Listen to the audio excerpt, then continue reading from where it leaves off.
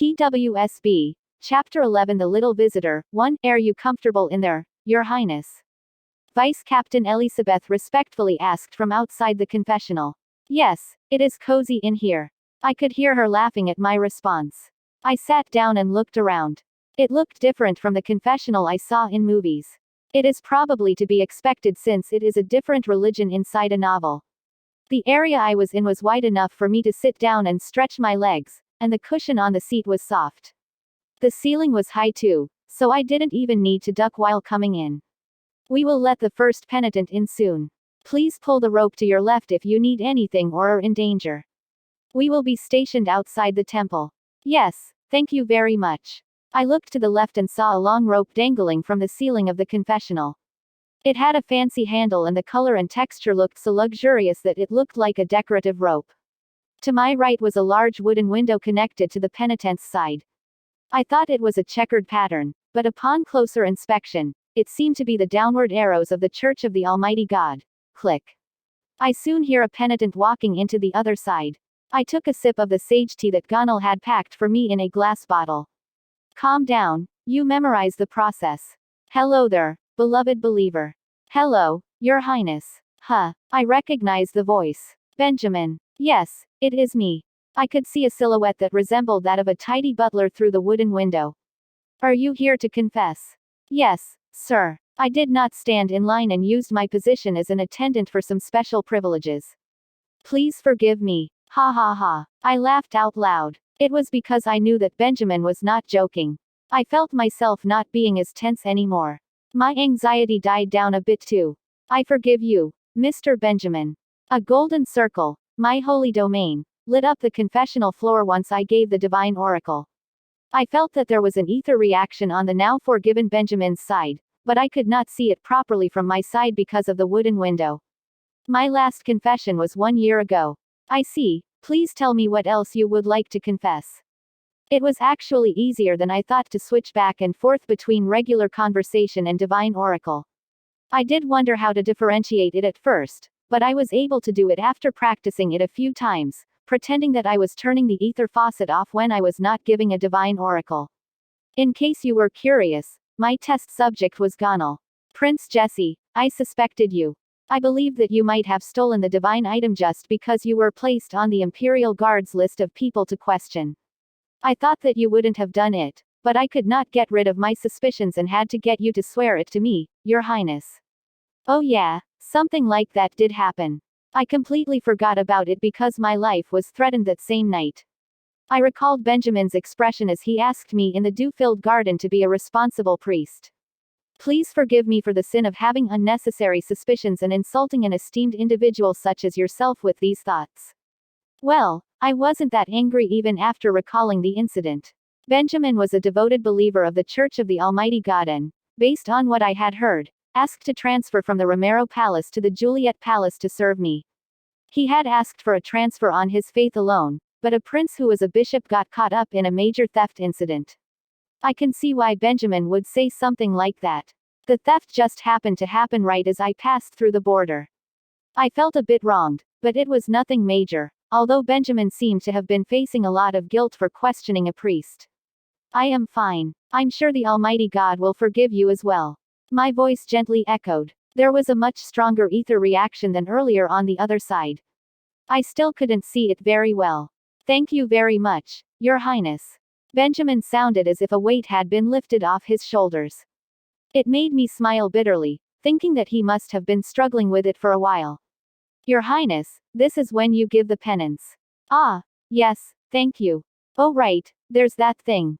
The penance is the absolution for the penance's sins. I did not understand this part at first when I read it in the Less Than Church of the Almighty God's Introduction to Theology Greater Than. I wondered if I was supposed to say something like, I forgive you, so pay up. Of course, I had a better understanding of it now. I read through many examples before coming here today. You must have breakfast, lunch, and dinner with me tomorrow. Gonal will of course be joining us. I don't know how it works in religions in the real world, but the penance in QNW is basically whatever the priest wants. It is because a priest is someone who uses ether, which is known as the authority of the Almighty God. Your Highness, Something like that is not a penance. You asked me for forgiveness. You said that you apologize for suspecting me. This is the penance I am giving you. I could hear Benjamin sighing loudly on the other side. I understand. I will carry it out properly. I smiled and took a sip of sage tea. Benjamin was happy to get forgiveness, and I was happy to not have to eat alone in front of my attendants. I guess it went well. Asterisk. Hello there, beloved believer. Hello, Your Highness. Gonal. Is that you? My last confession was last month. I failed to hold back my laughter. I could feel my second penitent, Gonal, getting antsy on the other side. Your Highness, this. Benjamin Nim got to do it, so I wanted to do it as well. You did say you would hear my confession last time. That's right, I did say that. Let's hear it. I responded, and Gonal coughed a few times to compose himself. I naturally paid close attention as I was curious to know what he wanted to confess. Your Highness, on your first day at the palace, I brought you some books for you to read. Yes, I remember. But, one of the magazines, it had an article that talked bad about you. I really didn't know. I did not bring it to you with such thoughts on my mind. Your Highness, I was just rushed and brought a few things over without looking at them. I could hear the young boy start to get teary.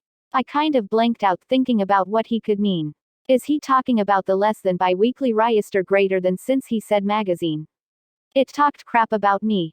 I committed the sin of degrading an esteemed person like yourself. Please forgive me. Hold on, Gonal. I'm not sure I understand what you are saying. I'm sorry, Your Highness. Is he talking about how it called me the scoundrel of the Holy Kingdom? The article said that I was a well-known playboy and that I was involved in many scandals, but I had not thought much of it. In fact, I remember thinking that it was great that I learned more about this character Jesse, since I didn't have much information. He had been concerned about it after all this time. It is okay, Gonal. I had fun reading it. It was very helpful as well. Your Highness, there is nothing to forgive, but I will still forgive you. I mean it. Thank you very much. The bright ether reaction appeared on the other side as my forgiveness echoed. I came up with an extremely fitting penance as I heard Gonal sniffling on the other side. Your penance is to continue recommending great books for me. You will also need to bring me as much new information as you can. New information. Yes, especially as it relates to His Highness, Imperial Prince Cedric, and young Lady Cristelle de Sarnez. Gonal did not seem to question the fact that I mentioned two people I had no interactions with yet. I guess he wasn't thinking much about the content of the penance, since he was happy to receive my forgiveness. Yes, sir, I will carry it out properly. Okay, thanks. It was great for me too. I needed to have information to avoid them. Now that Cristelle has woken up, it was necessary to know about her and the main lead's whereabouts in advance. Asterisk. Once Gonal left, I couldn't tell whether this was a time for confessions or a Dear Abby podcast. So, you're saying that you told a woman who is not your wife your middle name and your wife kicked you out? Yes, sir. But I swear on the name of the Almighty God that I did not cheat. She was just a woman I met at the bar. You crazy bastard. Why would you tell a woman you met at the bar your middle name? More importantly, why are you meeting a woman at a bar? Isn't that cheating? I felt as if I had eaten 100 sweet potatoes without any water. I felt as if I was watching one of those relationship advice programs that my brother would turn on and swear at whenever he was vacuuming the house. Beloved believer, your middle name is something you should only share with close family members or your partner. At least, that is how it is in the Holy Kingdom. Is it different in the Empire? I said things I had read in the less than bi-weekly Register greater than as if they were my own words. Everybody on the continent has a middle name in between their first name and their family name, and this middle name was something you only shared with your family, spouse, fiancé, or a very close friend. Who will be the woman to hear Prince Jess's middle name? That article that was discussing my potential relationships with different young ladies whom I didn't even know the faces of was how I learned about this. Well, it is the same in the Empire as well. But you see, I thought that I made a new friend, and you became such good friends after a few hours that you told her your middle name. That, I apologize for my actions. Please forgive me, Your Highness. Did he meet his destined best friend for life or something? Did he find his BFFL? What the hell did the two of them do to get so close? I clicked my tongue and released my holy domain. The floor lit up as if a light had been turned on. This is not something for me to forgive. Your wife is the one who needs to forgive you. Go back home and kneel in front of the door, tell her the truth, apologize to her properly, and swear that you will never do something like this again. You should probably sign a contract, and I would recommend giving up drinking as well. That is too cruel. This is your penance, beloved believer. The golden circle flashed and moved 360 degrees clockwise. The ether reaction for forgiveness did not come up. It was the expected result since I refused to forgive him. You should also accept it if your wife chooses not to forgive you. I gave him no way out with that last part. I don't know the relationship between the couple, but if he begs for forgiveness and she refuses to forgive him, that just shows how much of her trust he has betrayed until now. I will do as you commanded. The man was almost whispering at this point as he opened the door and walked out of the confessional. I sighed while hearing his dragging feet as background music. Seriously, what kind of? I felt guilty at first. I wondered if I, as someone who didn't believe in the Church of the Almighty God, or even knows much about it, could act as a priest just because I had ether. Even if I was doing it to save myself and was just a character in a novel, it wasn't easy to trick the living and breathing people in front of me. Especially with something as sensitive as religion. But this bastard just now and the one earlier, what did he say again? Oh right, he took someone's money and then said, is it that big of a sin to tell them to wait 10 years until he has the means to pay it off? Like seriously. After that, I felt like I was overflowing with conscience and morality. I would have probably gotten 2 free refrigerators for all of my good karma if this was the olden days. Clunk. Eek. I turned my head in shock. The noise came from the other side, but it sounded different from the confessional door opening. Who is there? I opened my holy domain as I asked. This was not the one for confessions, but for self-defense. My body reacted faster than normal after having been attacked by those twin assassins before. I heard a person's voice and the sound of cloth being pulled. Are you a penitent here to confess? I put my nose up against the wooden window and looked through to the other side. It was still hard to see, but I could definitely see a lot more than I could from a distance. It's a kid. Are you okay? Are you sick? I cautiously asked. The little kid who had his head down was barely sitting on the penitent's chair. His black hair was shaking, making it obvious that he was not okay. The noise I heard just now wasn't the sound of someone walking or the door opening, so I had no idea how he got in here. Where are your pair? The kid jerked his head up at that moment. His orange eyes that were as clear as the sun were looking right into mine. What are you doing here? The boy frowned as he asked. I started speaking in disbelief. TWSB. Chapter 12 The Little Visitor, 2. I am listening to confessions. I am a priest. I felt as if I needed to respond sincerely after seeing the glare on his face. No, I didn't get scared by a kid, absolutely not. HMPH, you're doing things you weren't even told to do. The boy coldly responded. I reacted slowly because I had not expected such an attitude. What kind of place has kids who are so rude to adults they met for the first time? No. That's not the problem right now. Please pull the rope to your left if you need anything or are in danger. I reached my hand to the left after remembering Vice Captain Elizabeth's words. I can call the Imperial Doctor if you're not feeling well. Just why? Crack. Slash. I had chills from head to toe. I moved out of instinct and slowly turned my head to see something metal that had just barely missed my cheek. A sharp dagger had cut the end of the rope to my left and was stabbed into the wall of the confessional. The cut handle was rolling on the ground. I quickly turned toward the boy. There was a hole in the wooden window from the dagger. Eek. Useless ploy. I guess he doesn't want me to call them. The boy's voice trailed off near the end. Plop. I heard something falling. Hold on, I'll be right there. I won't call anybody else. My mind was a mess, but I grabbed the handle on the floor and shoved it into my sleeve. I then walked out of the confessional and saw a knight at the temple door bowing to me. Your Highness, we are about to bring in the next penitent. Please wait a minute. I want to see what this side looks like. I just said whatever came to mind. They must have thought I wanted a break as the knight bowed and closed the door. I should have bought myself at least 10 minutes with that. I'm coming in. I won't do anything to you. I quietly said that outside the confessional before quickly opening the door to the other side. I immediately saw the little kid on the ground.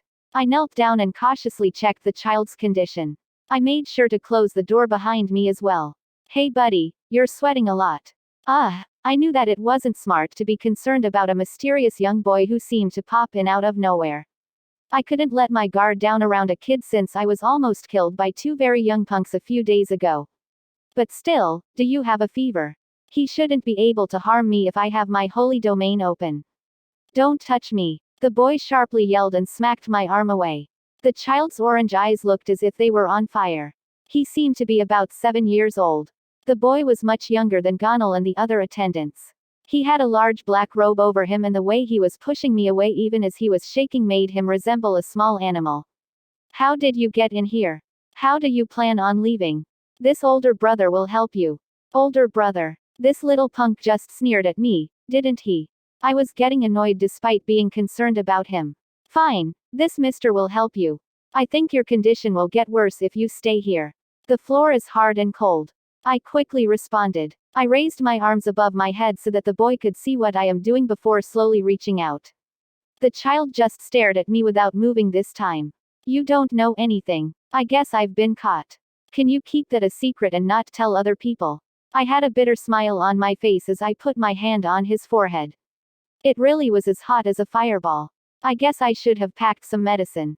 I didn't even think about how someone might be sick even though I knew I would be meeting a lot of people for confessions.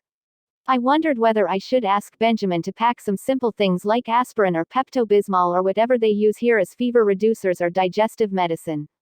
Don't say a word about what you saw today. What? His weak but firm voice broke me out of my thoughts. The boy then grabbed my wrist. I suddenly felt as if the ground under me disappeared. It felt as if the world was spinning. It kept spinning until everything went blurry. I could see my circle that was lit up like a spotlight slowly becoming dimmer. What did you? I did not get a response. The boy's black hair became darker while his orange pupils turned red.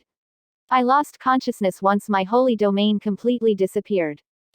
Deja vu is the feeling of having experienced something already. Hello, little prince. This is already the second time seeing you like this.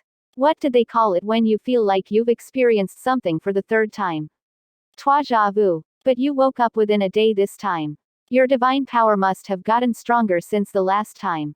Cardinal Aurélie Boutier gently smiled with a gaze that seemed to be praising me. I blankly stared at her before snapping out of it and sitting up. Familiar furniture and beautiful wallpaper filled my view. This was my bedroom. Prince Jesse greets Her Noble Eminence, Madame Cardinal. Yes, hello again. Did I faint at the temple? It was my incompetence. I ask for your forgiveness, Your Highness. I heard a familiar voice from the other side. Vice Captain Elisabeth was standing to the left of the bed with a grim expression on her face with a pale Gonal next to her. No, it wasn't your fault, Vice Captain Elisabeth. Gonal, I'm okay. I tried my best to smile. I really hope that this is the last time that I wake up somewhere other than where I close my eyes. None of the 3 times were my choice either. You lost consciousness because of ether depletion. You must have worked really hard listening to people's confessions. Ether depletion. I turned my head back to the right side of the bed. The cardinal slowly started explaining. Your body will be in a state of shock from ether depletion if the speed of ether leaving your body is faster than the amount naturally being created inside you. You can consider it the opposite of the ether overload you experienced last time. That was where the ether creation speed becomes extremely fast and shocks the body. She stopped talking and slowly brought her teacup to her mouth. My mind was quickly moving to organize my thoughts despite having just woken up. Does that ether depletion thing strike suddenly like that? Her elegant brows slightly furrowed at my question. She seemed to be contemplating something. The flow of my ether was fine until I fainted. There were no other symptoms, and then all of a sudden. I couldn't finish my sentence. Black hair and orange eyes. The boy's handsome face suddenly popped up in my mind. Was there nothing around me when you found me? Yes, sir, nobody was there as we had not let any penitents in at that time. My mouth closed on its own at Vice Captain Elisabeth's response. The last words I heard echoed in my ears. Don't say a word about what you saw today. Why had he given me such a warning? Was he on the run or something? Did he commit a crime? He seemed too young to have done that. Even if he had committed a crime, It was weird for a criminal to try to hide in the temple at the Imperial Palace. Wouldn't most criminals try to get as far away from the palace as possible? Should I call the Imperial Doctor, Your Highness? Gonal gently grabbed my arm. He must be worried since I suddenly became quiet. No, I am fine thanks to Her Eminence taking good care of me. I was just thinking about something. I responded as brightly as I could. Looking into Gonal's young honey-colored eyes reminded me of the determined gaze of the young boy who had grabbed my wrist. A thought popped into my mind at that moment. Your Eminence, is it possible to suck ether out of someone else's body? As you already know, I have not learned anything regarding this. I am doing my best to study by using books these days, but it's possible. She responded to my question in a low voice. Priests and holy knights are able to give and receive ether from each other through bodily contact. They could also do it by opening their circles, but physical touch is the most effective way. I see. I gently nodded my head as if I was just randomly asking it. But my mind was as complicated as the gears inside a clock. It was that child. My instincts were telling me that was the case. The sudden dizziness and the feeling of my body falling to the ground. All of that happened because that little thief grabbed my wrist and stole my ether. Why had he done that? Did he need ether? I recalled how unstable the boy had been. Were his fever and sweating a result of ether depletion? Then maybe that child is. It is something that happened a lot back in the warring period. It is rare for something like that to happen these days. There is generally no need for a large amount of ether. Vice Captain Elizabeth was the one to break me out of my thoughts. Her expression seemed odd when I turned toward her. Her ash-colored pupils were shaking, and she seemed a bit angry. I nodded my head at her. In addition to Her Eminence and myself, are there any? Knock knock. Come in. Cardinal Boutier quickly responded to the knocking. My question about whether there were any other priests in the Imperial Palace was cut off. You're up, Your Highness. Benjamin walked in and seemed extremely relieved after noticing that I was awake. I smiled and greeted him with my eyes. His Royal Highness, Imperial Prince Cedric has gifted you some precious tea leaves. There was a wooden box with splendid designs on the silver plate Benjamin was holding out with both hands. What are the tea leaves for? I asked as Benjamin came closer and slowly opened the box. The box was full of dry leaves that gave off a pretty nice scent. This is sage tea that is good for your health. His Royal Highness sent it as he is unable to come to see if you are doing okay. Really? That was very nice of him. I answered respectfully despite not meaning it. What's up with that punk? Vice Captain Elizabeth seemed to be mumbling something next to me, but I couldn't hear properly. The Cardinal seemed to be tired as she sighed a few times. In the end, I returned to the temple. Will you really be okay, Your Highness? I got plenty of rest already. Please don't worry, Your Highness, here is the sign. I consoled Benjamin while receiving something that Gonal had prepared for me. The front said, now taking confessions, while the back said, the priest is currently unavailable. I had requested this wooden plaque while rolling around my bed yesterday. I'm sure the Imperial Carpenters have never received such a request before. I am heading in now. I promise not to overdo it. Benjamin finally seemed a bit relieved after hearing that. As I expected, Cardinal Boutier had cancelled all of my scheduled confession times after I fainted in the temple from ether depletion. She claimed that taking confessions 3 hours a day was bad for both the flow of my ether and the order of things at the Imperial Palace. I couldn't say anything back to her after having just regained consciousness. I thought they would be upset, but apparently, the people who had been waiting in line with numbers that day wandered around the Juliet Palace all night, worried that I would be seriously ill. That was why I declared that I will take confessions whenever it was convenient for me without setting specific times. In return, I had them prepare this plaque so that anybody who stops by the temple would know whether I was there or not.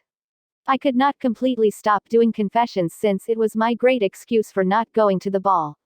We will be in the temple office, Your Highness. Benjamin walked away with Gonal. I guess they will be waiting for me in the area behind the temple where priests prepared for sacrament and rested. I watched the two of them walk away before putting the plaque on the door handle of the confessional. The priest is currently unavailable. Penitents shouldn't come in since this is up. I clenched my teeth and walked into the confessional. I was planning on waiting for that little kid all day.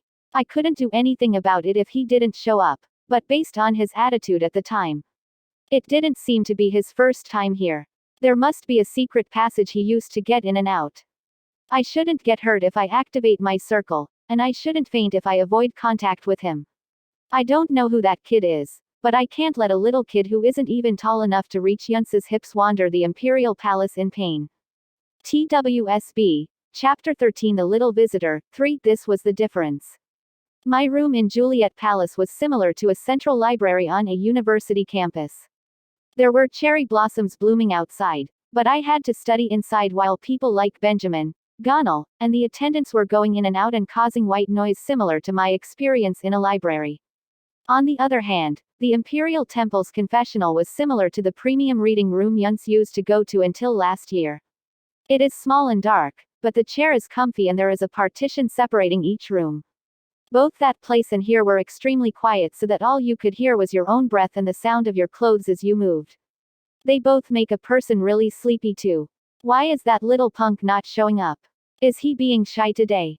Controlling the flow of ether is a simple yet complicated process.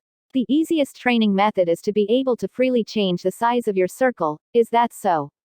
I read the textbook I brought with me out loud so that I would not fall asleep. I sometimes question whether I fell into a romantic fantasy or a studying novel. Other than the confessions that were recently added, all I do in the palace is eat, sleep, and study.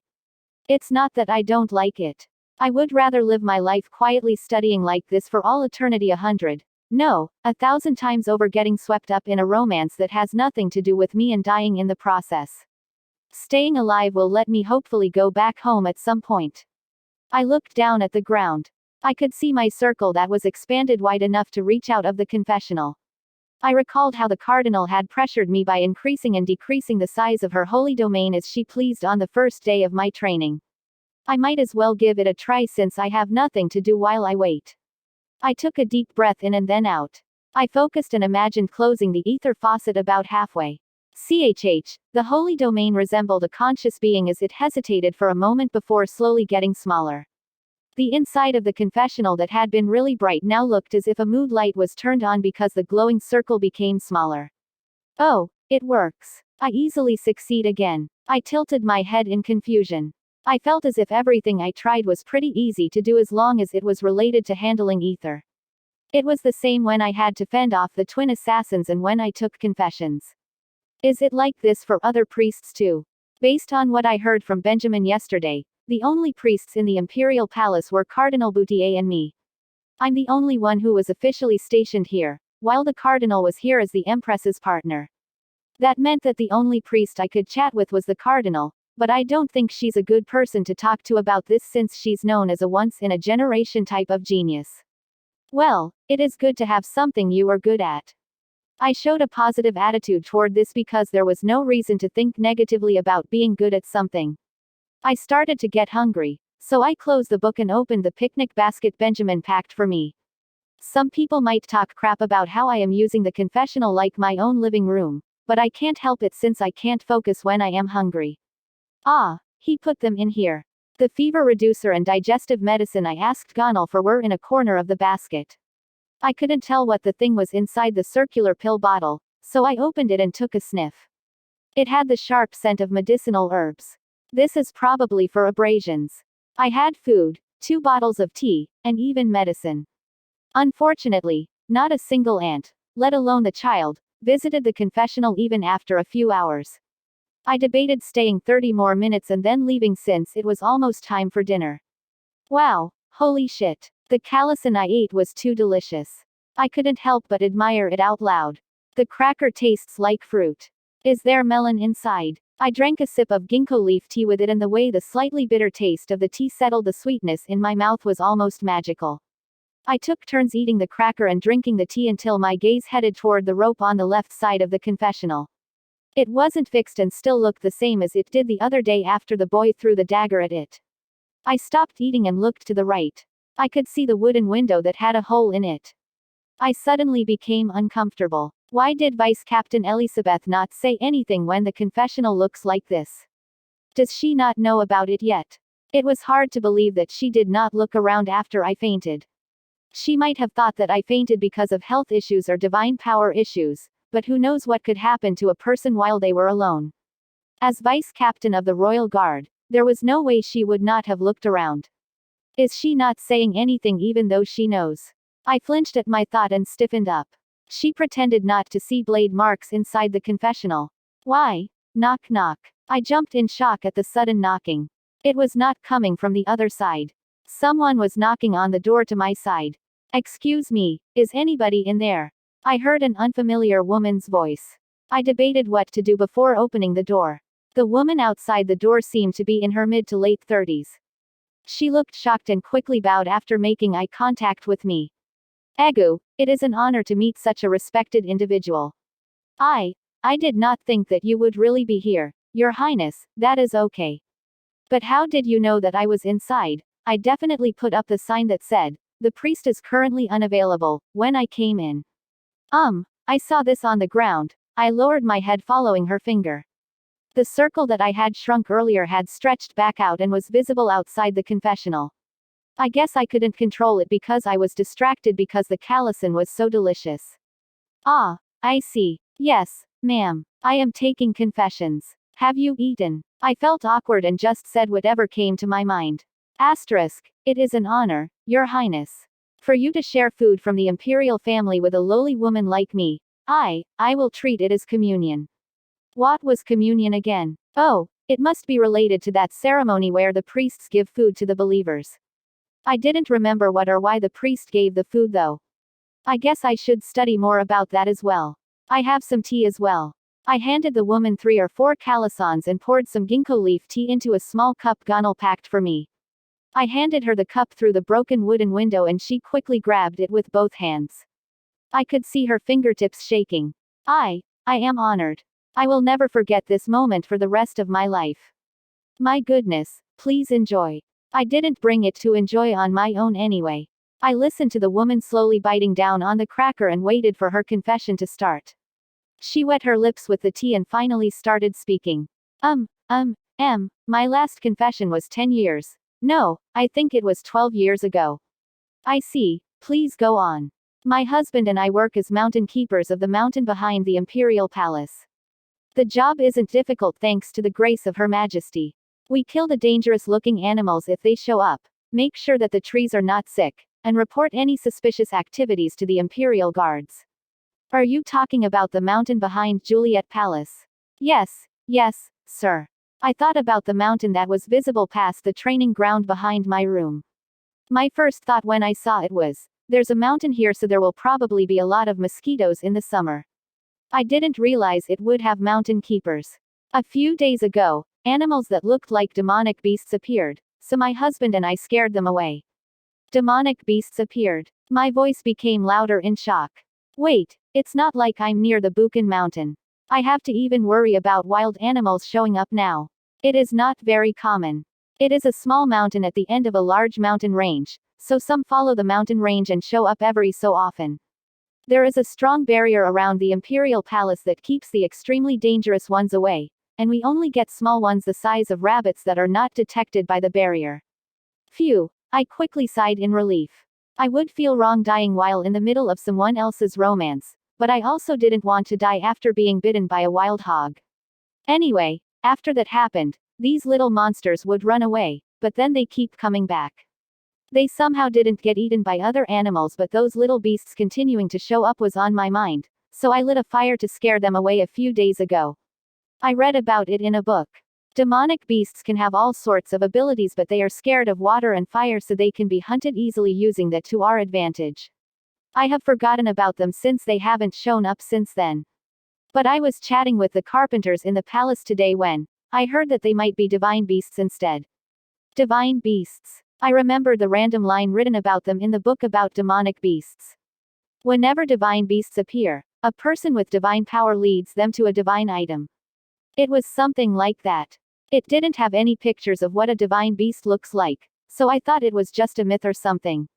Yes, sir. I heard that the attendants at Juliet Palace have only had good dreams since the Prince of the Holy Kingdom had arrived, and they said that divine beasts might be trying to head over to absorb some of that aura as well. Haha, my cheeks felt as if they were on fire at the fact that the talks about good dreams did not stop and had spread throughout the imperial palace. I guess I shouldn't have let the attendants kiss up to me like that just because they were young. This is why early education is really important. I also have only had auspicious dreams or good rests without any dreams since you arrived, Your Highness. I have worked as a mountain keeper for 20 years and have never seen demonic beasts that look like them as well. They didn't seem afraid of people, so I really wonder if they truly are divine beasts. The women, Agnes's voice was getting quieter. That is why I came here for forgiveness. Maxim said that it is a terrible sin to bother divine beasts. But my husband said that they probably weren't divine beasts. Maxim, isn't that the name of the carpenter who made my sign? First of all, you did well to scare those little animals away without harming them. The Almighty God would have looked favorably upon you for that as well. Thank you very much, Your Highness. Even if they were divine beasts, there was probably not much you could have done differently. People without divine power are unable to tame divine beasts. Because of that, my repertoire of things to say was not up to par to come up with things on the spot. It wasn't easy trying to throw away my position as the second male-led and living as a professional. I forgive you. You did what you did for the safety of the Imperial Palace. However, should something like this happen again, please make sure to contact the Imperial Guard first. You can inform Vice Captain Elisabeth of the Imperial Guard about what I just said as well. This is your penance. Agnes continued to quietly thank me after I said that. She sounded a bit as if she might be crying as we were surrounded by a bright light. I waited in the confessional for 4 hours, but the little punk who threw a dagger at me and stole my ether on our first meeting didn't show up. My first and last guest today was Agnes. There are a lot of books about demonic beasts. I was currently standing in front of a table in my pajamas. I came back and had dinner with Benjamin and Gonal and was now looking at a new book after washing up. It looks like it's going to be a drawn-out battle with the kids, so I should just focus on my studies as usual while I rest. But there are barely any books about divine beasts. Are they really like animals of legends? I felt like that would make Agnes feel better too. Flutter, flutter. I could hear the sound of the curtains flapping. The wind flipped the pages of the book. Gonal usually comes every night to close and lock the windows and doors, but the balcony door was wide open for some reason. I guess he forgot. I walked over and closed the balcony door and the curtains. It wasn't cold. Korean spring has some chilly days, but it has been warm here since March. Your attendant did his job. What? You are extremely dense for someone who has so much ether. I slowly turned around after hearing the clear voice. My body felt as if it was creaking. I saw a small body. I saw the hair that was as dark as ink even under the light and orange-colored eyes that looked even brighter because of the light. That damn little kid was standing in the middle of my room.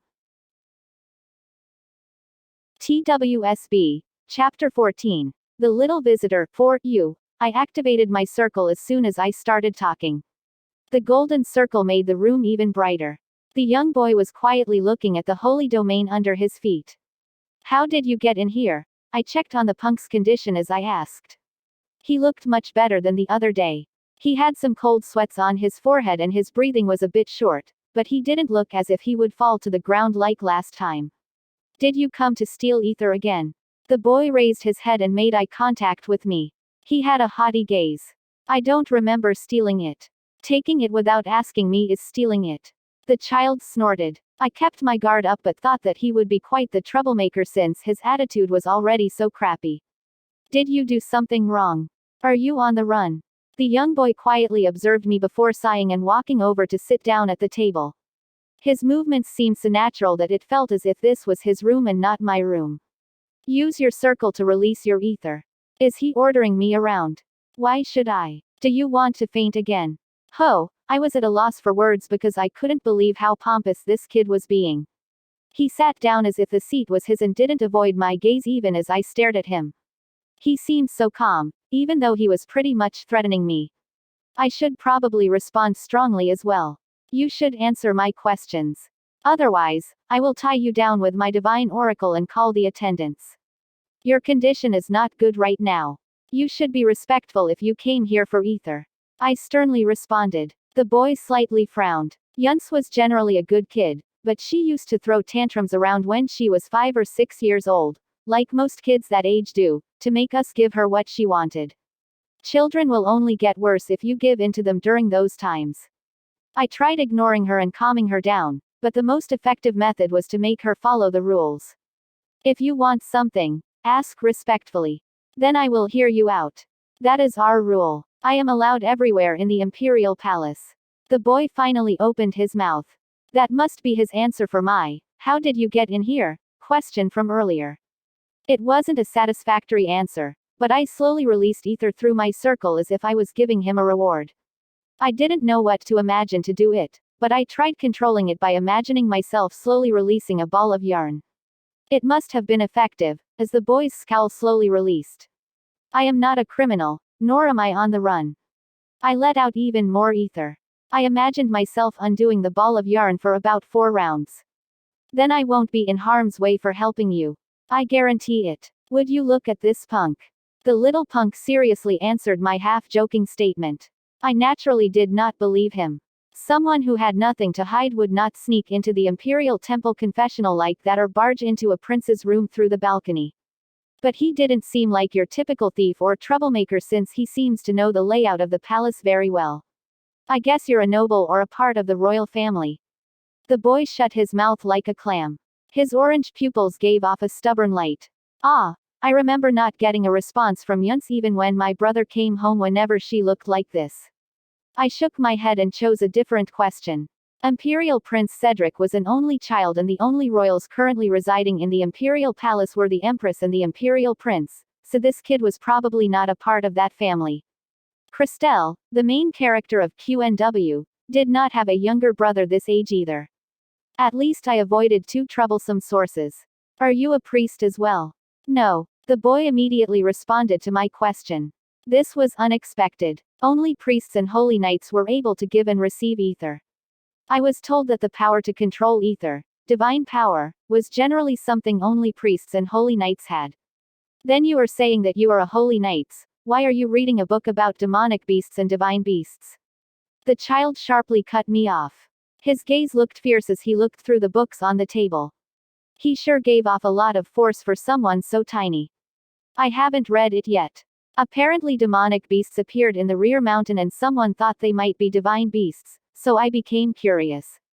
I slowly approached the child and stood on the other side of the table. I didn't tell him about Agnes, the mountain keeper. I may just be a priest by name, but I wasn't such a blabbermouth that I would go around talking about a person's confession. I guess our conversation will go quicker than I expected. The boy quietly mumbled. He then said something shocking. I'm currently guiding the divine beasts who have entered the Imperial Palace to a divine item. That is the reason I needed your ether. Whenever divine beasts appear, a person with divine power leads them to a divine item. The statement I read in a book that I couldn't even remember the title of quickly rushed through my brain. It was the appearance of an unexpected connection. But before that, divine beasts are real. Yes. Those beasts that appeared in the rear mountain came down to the palace. I'm sure they didn't walk in through the main gate. I gulped. Mountain Keeper Agnes and her carpenter friend Maxim were correct. They really were divine beasts and not demonic beasts. I thought they were animals of legends. There wasn't much I could find on the topic. The Prince of the Holy Kingdom is questioning the existence of divine beasts. The boy seemed to be sneering at me. That is a stereotype. Not everybody in the Holy Kingdom is a devoted believer. The closest divine item is located in the Sarnez Duchy, so you will cooperate until I can lead the divine beasts there. The boy didn't pay any attention to what I said and just said what he wanted to say. Wait a minute, hold on. My mind was turning into a mess because too much data was entering at once. I closed my eyes, took a deep breath, and opened them back. Let's slowly organize these things one by one. I extended my hand and first curled my thumb in. You are guiding those divine beasts. Only those with divine power are able to tame divine beasts. You should know that as well. Makes sense. This punk has divine power. I nodded my head and curled my index finger in. Her Eminence the Cardinal is in the Imperial Palace as well. Why are you the one to do it? Her Eminence is unable to leave Her Majesty's side. The boy quickly responded. The Empress and the Cardinal are said to have signed a contract to be religious partners. I recalled Benjamin's explanation about how the Cardinal was able to stay in the Imperial Palace because she was the Empress's partner. I guess people who become two halves of a soul are unable to physically be far apart. Third, when you say the Sarnez Duchy, are you talking about young Lady Cristelle de Sarnez's hometown? The child just slightly nodded his chin as if it was annoying to respond. I felt a sense of danger from that small movement. I subconsciously looked up because a name that I should never get involved with was being brought up. Was this the author messing with me? Was it a sign that I could not avoid the MC and the original plot of the story, no matter what I did? There was no need to be anxious. There were plenty of holes to escape through still remaining. Can't you just raise the divine beasts here at the palace instead of guiding them there? He said they follow him well. There are many web novels these days with animals. I truly believe that guiding this story in that direction would not be a bad idea. I would do anything to avoid running into Cristelle. I now understand the reason the Holy Kingdom threw you away. This little punk was mocking me with both his eyes and mouth. No, I just don't want to get involved with Duke Sarnez. I just want to live quietly. Ha! The young boy sighed as if he could not believe what he had just heard. I went over everything I had done until now. I admit that I broadened the playing field by saying I would take confessions, but I would have been forced to attend the ball if I didn't create that escape route. I didn't want to show my face at a place where the main couple was highly likely to attend. The number of love calls I would get from the Riester Beau Monde would decrease if I focused on my job as a priest. I will be the one leading them there, so you don't need to worry about the duchy. The boy nonchalantly commented. I snapped out of my thoughts and looked down at the child. All you need to do is supply me with ether. That's good for me, but will you really be okay? Are you doing it by yourself? I do not need any help since the divine beasts and I are compatible. Compatible. Is compatibility a thing with ether? The things I needed to study in this foreign world seem to never end. Damn it. I'm never going to joke about leaving Korea to go live in another country ever again. But let me know if you need anything else.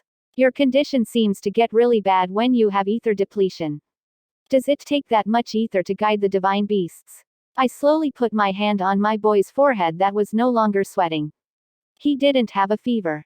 He was a bit pale, but the little kid seemed to have calmed down after receiving my ether. I was uncomfortable thinking about such a young child going through the imperial palace and the imperial capital on his own to reach the Sarnez Duchy. Am I really not allowed to talk about your situation to anybody? I remember telling you to keep your mouth shut. I feel like it would be okay to inform Her Eminence, the Cardinal. She might be able to help you in some way if she knows what you are doing. The child silently reached out and opened the lid of a wooden box on the table. He must be doing this to avoid the question. The box was full of the sage tea leaves that Imperial Prince Cedric sent me as a gift a few days ago. You haven't even touched it. I heard it's precious. I plan on sharing it little by little with the people of the palace. The boy frowned after hearing me say that I couldn't drink it all on my own. Should I pack some for you too? The child's orange pupils seemed disgruntled. I thought that he might be thirsty and brought a pitcher of water over and poured it into an empty cup. Are you eating properly? You need to eat well to grow taller later like this big bro. I couldn't tell whether he was ignoring me or just not responding. I grabbed a handful of cereals from a glass bowl next to the box and wrapped them in a clean handkerchief. Eat these when your blood sugar is low. Gonal had them wrapped and put them in this bowl for me to enjoy whenever I wanted. The child had an odd expression on his face after receiving the bundle from me. Huh. Golden pebble-like things suddenly started floating around the boy like fireflies. I became anxious and quickly cancelled my holy domain. My heart sank thinking that I might have harmed him. It's time for me to go. But he didn't seem impacted at all. He silently moved and opened the balcony door before jumping onto the ledge. He was so stealthy that I wouldn't have noticed if I didn't see him with my own eyes. I quickly moved toward the balcony as well. You should at least tell me your name if we're going to see each other again. The young boy turned his head and stared at me. His face looked different looking up at him like this instead of down. His black hair reflected in the moonlight was extremely calm as it blended with the stars around it, while his orange pupils were as bright as suns in the night. We stared at each other like that for a while. Seti. The boy answered before throwing his body into the darkness. What is all this? The next morning, I was dragged to the front of Juliet Palace and greeted by the loud chatter of the attendants. There was a large wagon that was full of something. These are gifts from His Highness, Imperial Prince Cedric. He is gifting each of the attendants at Juliet Palace one box of these precious tea leaves for our hard work. Benjamin smiled brightly as he explained. The box in Gonal's hand seemed about 1/10 the size of the box I received. He opened the lid and I could smell a refreshing yet sharp mint-like fragrance. It must be sage tea again. I guess the sun rose in the west today. Gonal laughed out loud at my mumbling. I was thinking about how they say that people who do things they don't usually do are about to die, but the Imperial Prince is the male lead, so that shouldn't be an issue. So, I just headed back to my bed.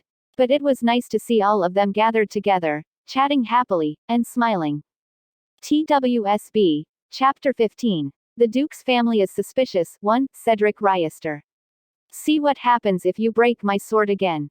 Elizabeth Moudet, Vice Captain of the Royal Guard, was shouting loudly as she chased after a man. The corridors of the Romero Palace, the residence of the Imperial Prince, had many more attendants and guards than the Juliet Palace. However, none of them were shocked to see this woman who dared to shout at the Imperial Prince like this. They just looked at the two of them with expressions that seemed to be saying, "Here we go again," as if this was normal. Why don't you share it with the whole world that you are overflowing with ether? It was understandable that she finally released the anger she had been holding in. The Imperial Prince's condition had been visibly much better lately. It was to the point that he was unable to control his strength during sparring and broke his opponent's swords or lit their clothes on fire. This was a significant change from how he used to suffer from ether depletion for such a long time. However, Elizabeth could not laugh as this was already her 5th sword that was broken and 6th uniform that was burnt at the sleeves. David, coffee. I will prepare it right away, Your Highness. I will take a juice please. Of course, young Countess. TL note. So, the novel addresses any individual, both male and female, who is set to succeed their parents' position as young count, young duke, etc. So if you see them addressed like this, just know that they are the official heir to inherit the title in the future.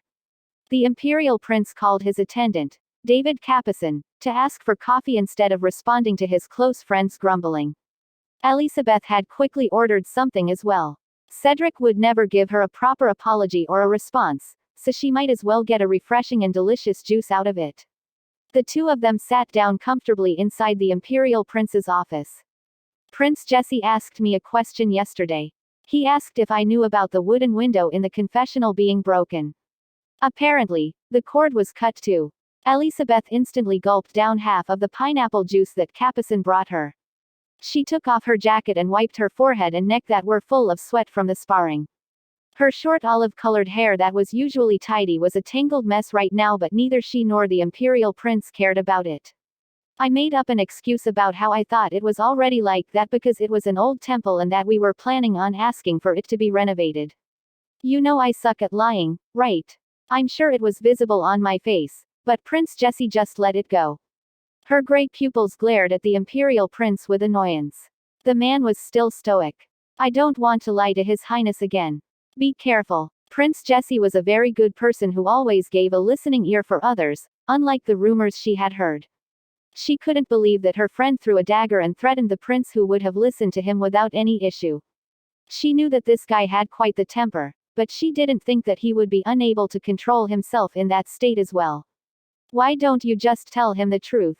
You're going to be getting his help like every day. It's not every day. The man finally spoke. His orange-colored eyes looked disgruntled. What's wrong? Did I hurt your pride? You really? Elizabeth clicked her tongue and took another sip of juice. Cedric was deep in thought without even taking a single sip of his coffee. Telling Prince Jesse his situation was something he had not even considered. He was the Imperial Prince and would soon become the Imperial Crown Prince once his engagement was finalized with his political partner.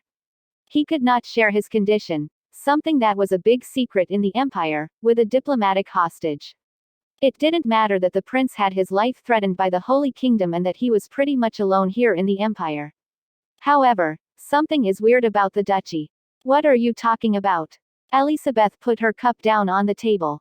Her voice was low as she noticed that the Imperial Prince was not just trying to change topics. I guided the divine beasts to the border of the Imperial capital and the Sarnez Duchy, but those animals were unable to determine the direction of the divine item. Do you think you need to go closer to the Lord's castle? Cedric silently tilted his head. As Prime Jesse had already realized, there were not many records or information about divine beasts. Cedric had no luck, even after going through the most secretive locations of the Imperial Library. However, he was sure that divine beasts were able to feel the aura of divine items from a distance and that their natural instincts would guide them to the divine items. Divine beasts were said to be messengers of the Almighty God, sent to protect the divine items. In that case, the blessing of the Blue Sea, the divine item that has been guarded by the Sarnez Duchy for generations, should have released an aura to draw those divine beasts in as well. But those small divine beasts, they showed no special reactions even after they arrived at the duchy and just roamed around the imperial prince's feet. He got on his horse thinking that they would go find the divine item on their own if he left them there, but the divine beasts followed him all the way back to the imperial palace. That was not good. There's no way that divine item got stolen too, right? Elizabeth mumbled in a serious tone. She recalled the theft at the Temple of Vigilance that had been a major issue not too long ago. Maybe a thief who only aims for divine items has appeared. Nonsense. The imperial prince cut the young countess's imagination off with a sigh-like comment.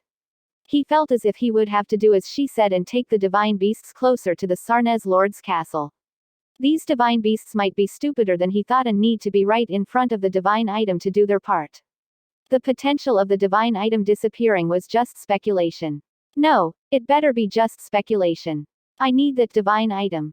It was sort of a solution for him. Elizabeth quietly nodded her head at the imperial prince's comment.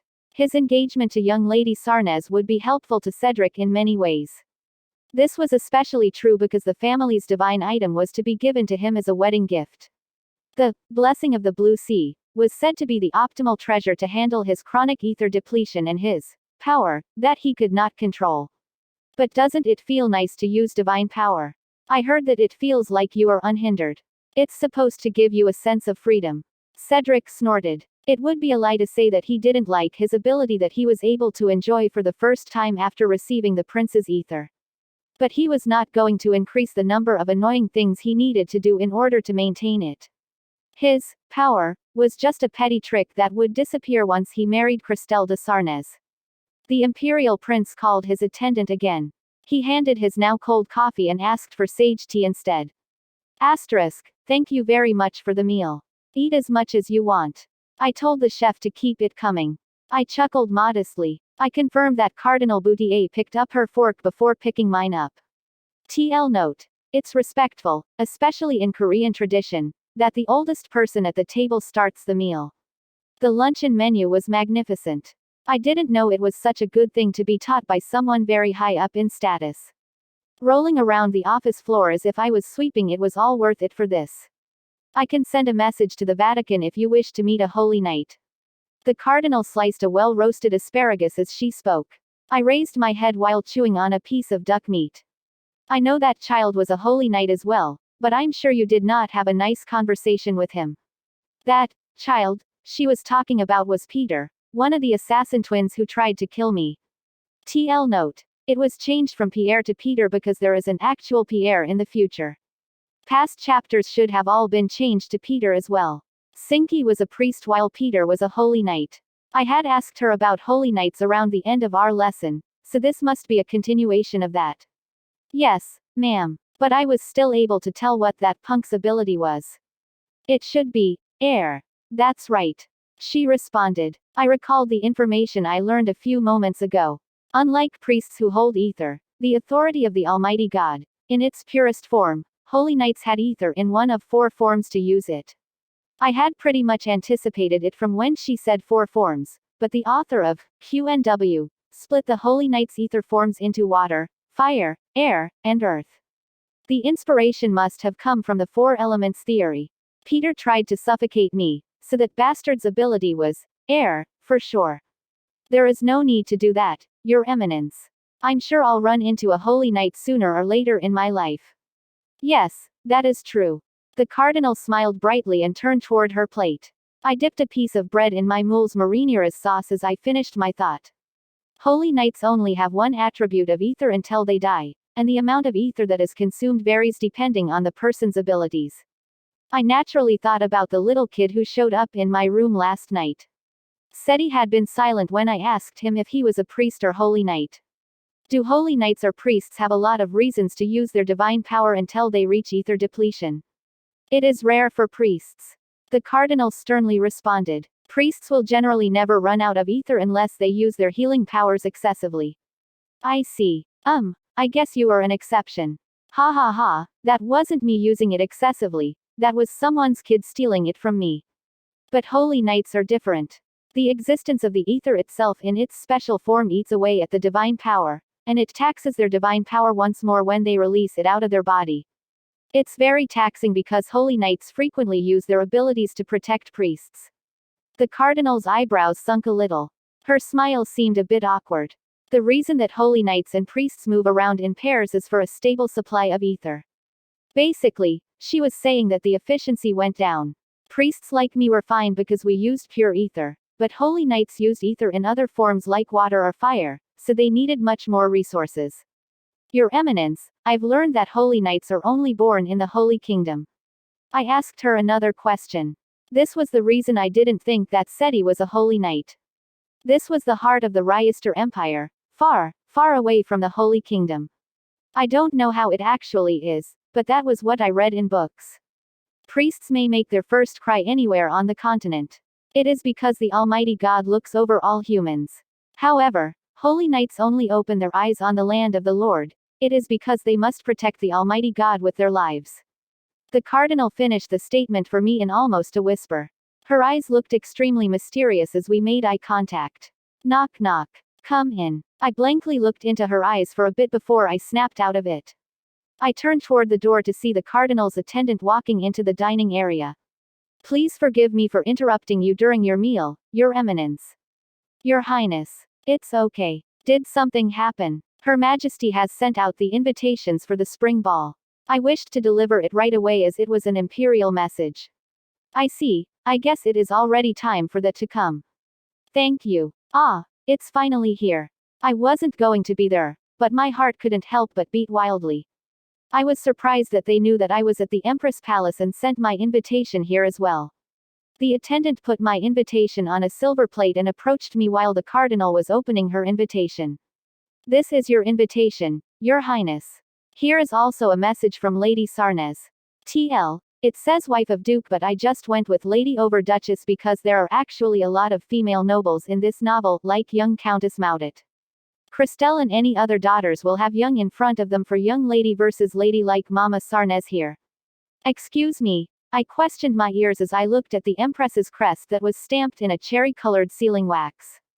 A message. Yes, sir. It says, a message for the Honorable Prince Jesse Venetian, on it. Why would Lady Sarnez send me a message? Natalie, the attendant, had an awkward expression on her face. She seemed to be asking me how I expected her to know that. I forced my fingers that didn't want to move to grab the letter. It felt extremely heavy, even though it was probably just my imagination because it had the main character's family name, Sarnez, on it. Lady Sarnez should be at the palace right now. Did she give it to you just now? Cardinal Boutier asked Natalie. Yes, Your Eminence. I was told that Lady Sarnez handed the letter to the Chief of Staff on her way to greet Her Majesty with young Lady Cristelle. I watched the cardinal nod her head before looking back down at the letter in my hand.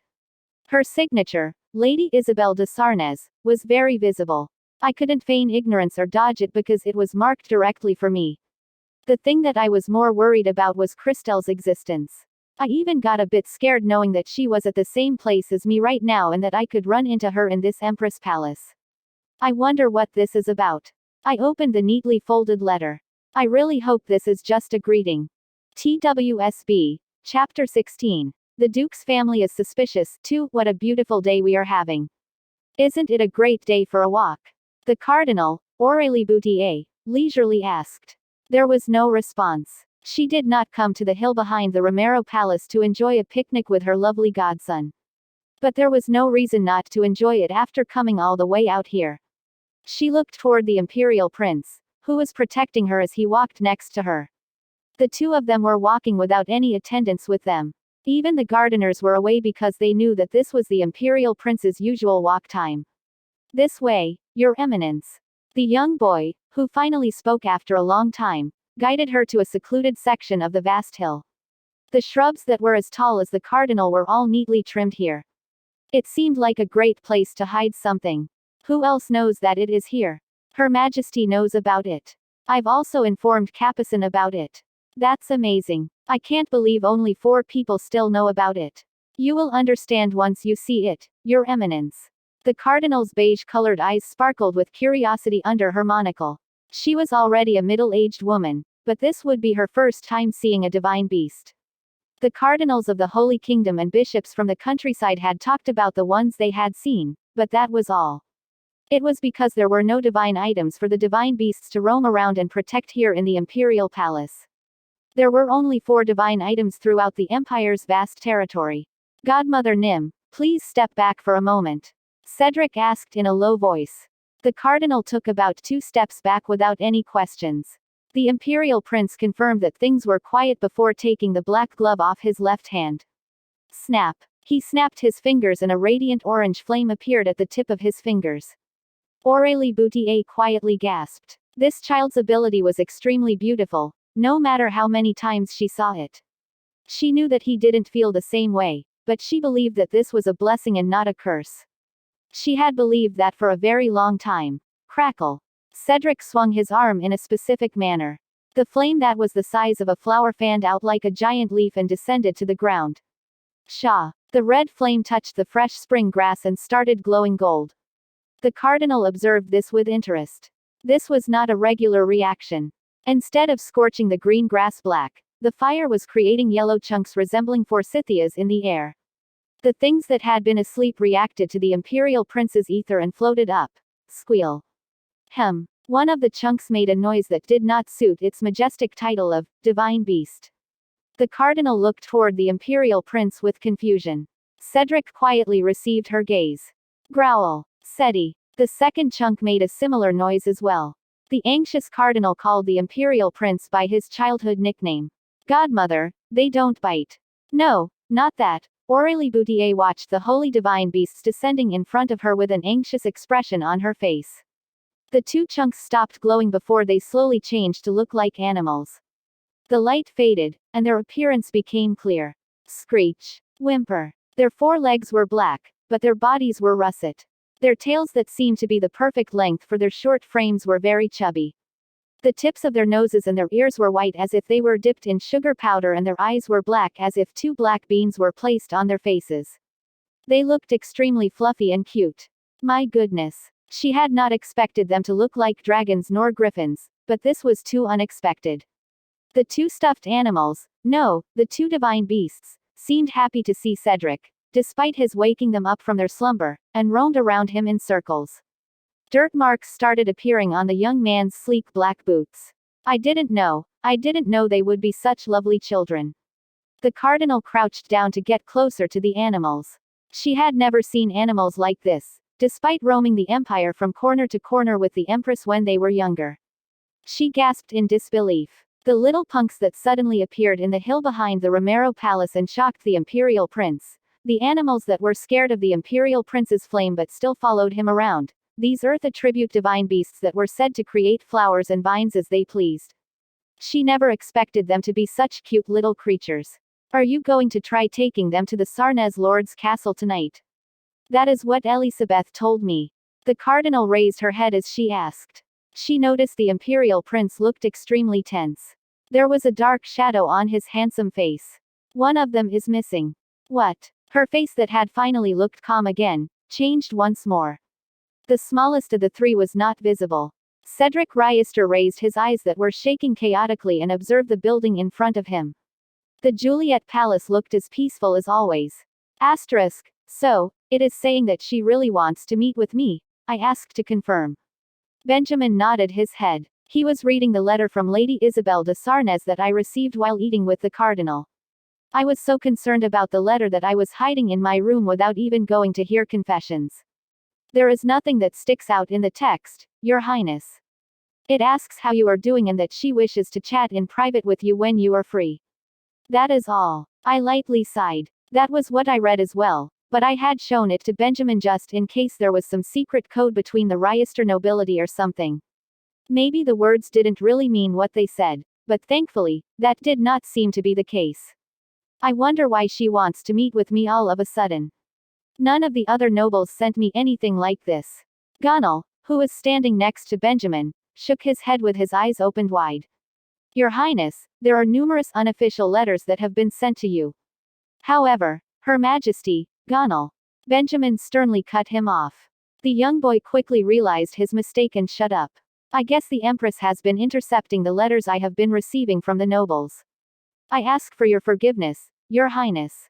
Please forgive me, Your Highness. It's okay. It's not a big deal. It is not that weird either. I was not a long-term guest staying in this resort called the Imperial Palace. Although I got to slack off and study all day, I was still a diplomatic hostage. It was understandable that the Empress would not want the high-ranking individuals of the Empire to contact me for any reason. I wasn't upset. In fact, I was extremely thankful to the Empress since I wanted to be as far away from the beau monde as possible. Then how did Lady Sarnez? Ah, I did hear that she delivered the message through the Chief of Staff. The fact that she delivered it through the Chief of Staff means that Her Majesty approved of it. It is understandable since Duke Sarnez is a loyal vassal of Her Majesty. It meant that the Empress was totally confident that someone from the Sarnez household would not send me a suspicious letter.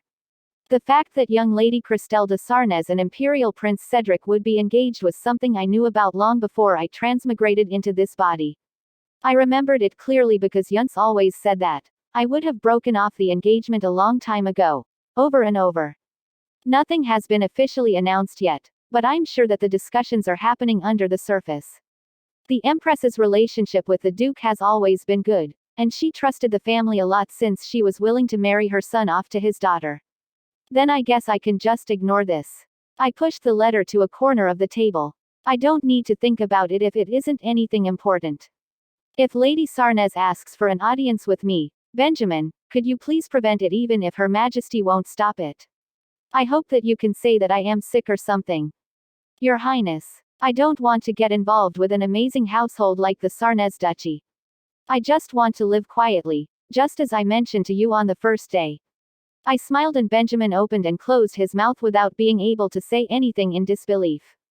I kept the "I'm sick" card up my sleeve since nobody would believe me even if I used it, but I thought it was a pretty good excuse to not meet with Lady Sarnez. Benjamin quickly noticed that I was done with this discussion topic and refilled my empty cup of lemongrass tea. Gonal, what is that book? Ah, I brought a book with pictures and a map as you requested, Your Highness.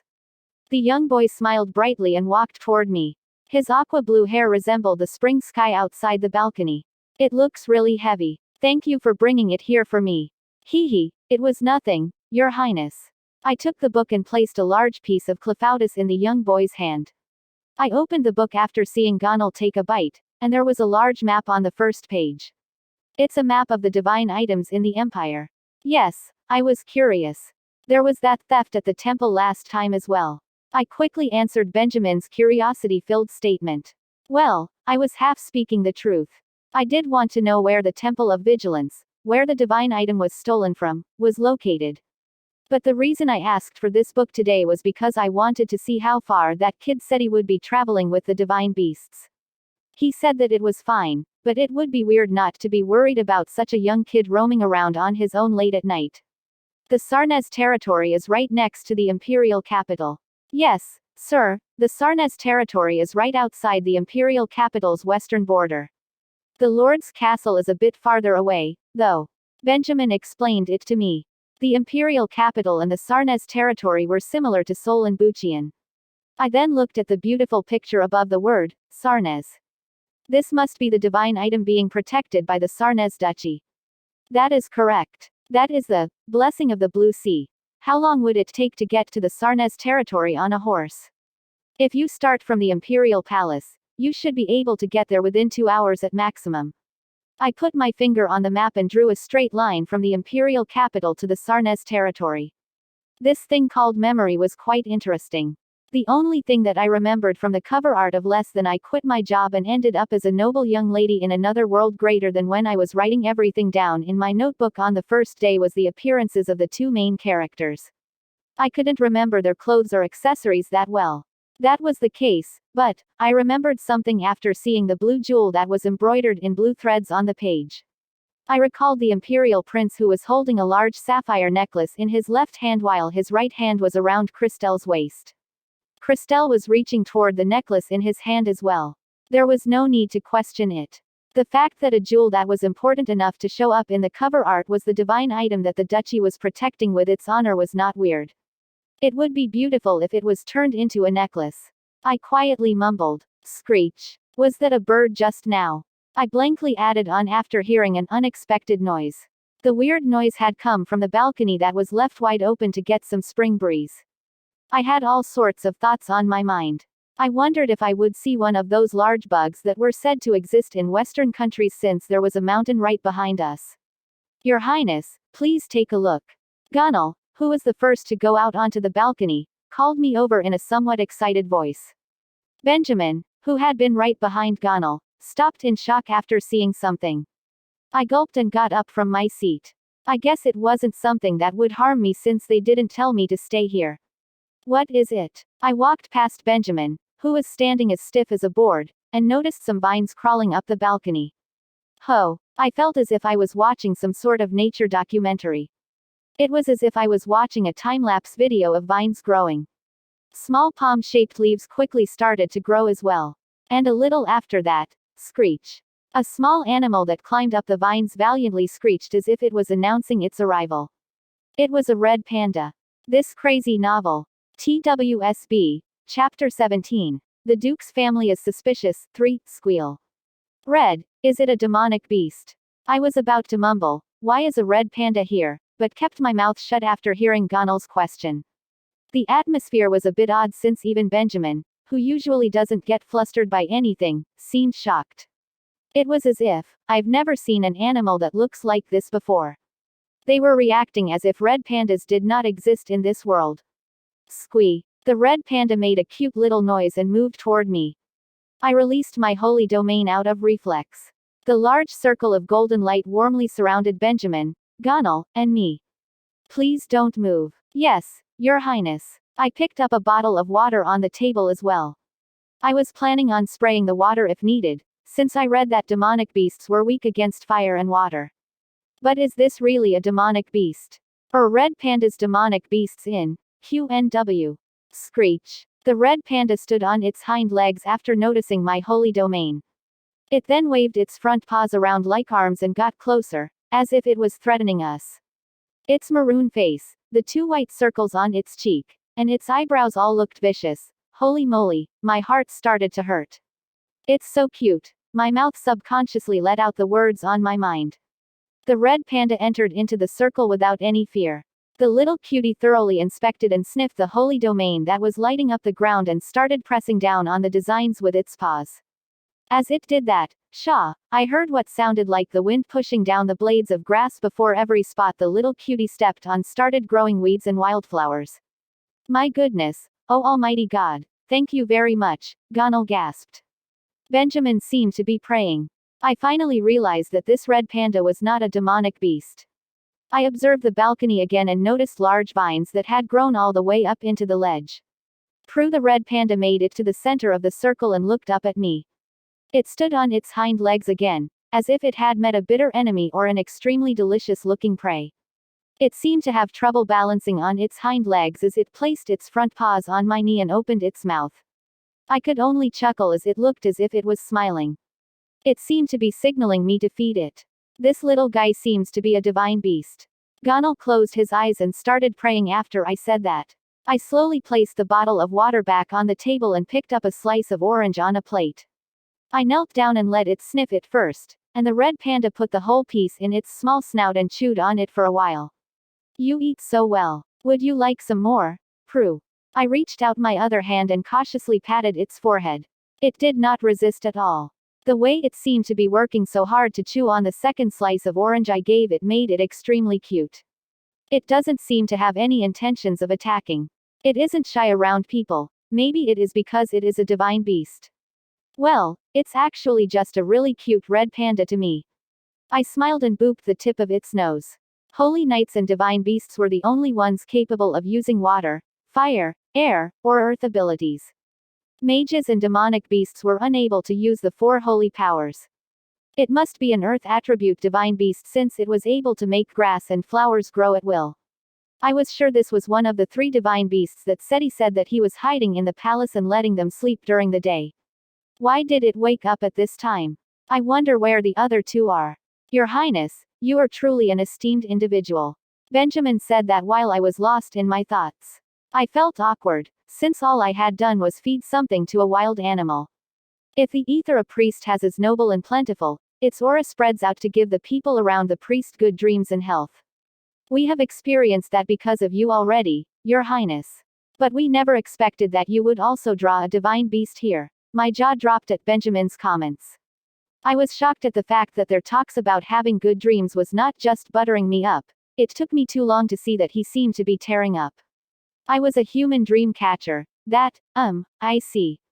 Then do we need to move this divine beast, esteemed divine beast, to where there is a divine item?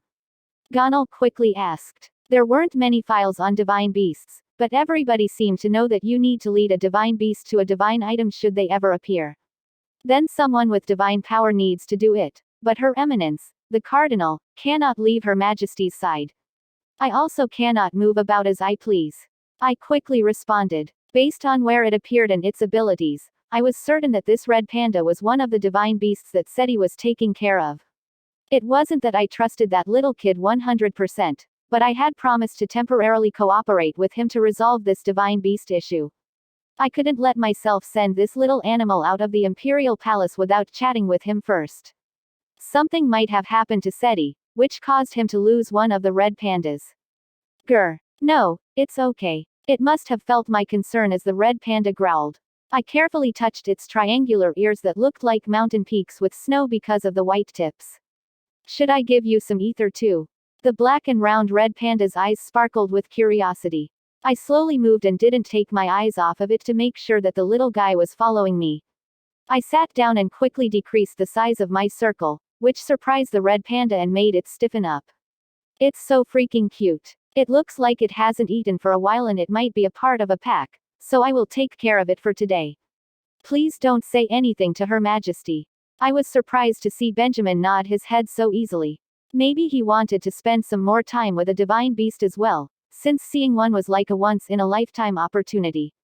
Then I shall go get some items for our esteemed divine beast. A plate, a cushion, things like that. I will make sure to get a lot of fruits too. Gonal looked excited as he quickly said those things as if he was wrapping before he left. I don't know if red pandas like soft cushions, but I didn't think that this little guy was too picky based on his actions. I will go inspect the vines on the balcony. We may have to call the gardener. Benjamin soon left as well. I finally let out a deep sigh. I somehow managed to buy us some time, but I will have no choice if Seti does not come tonight. We will have to inform the Empress about this and get help from a priest outside of the palace. How did you end up all the way here? I slowly released my ether as I asked. The red panda tilted its head before putting its head against my calf and sniffing. I pulled the stem off of a cherry and offered it, and it looked so cute putting the whole thing in its mouth and chewing. This must be why Yuns was always watching animal videos on YouTube.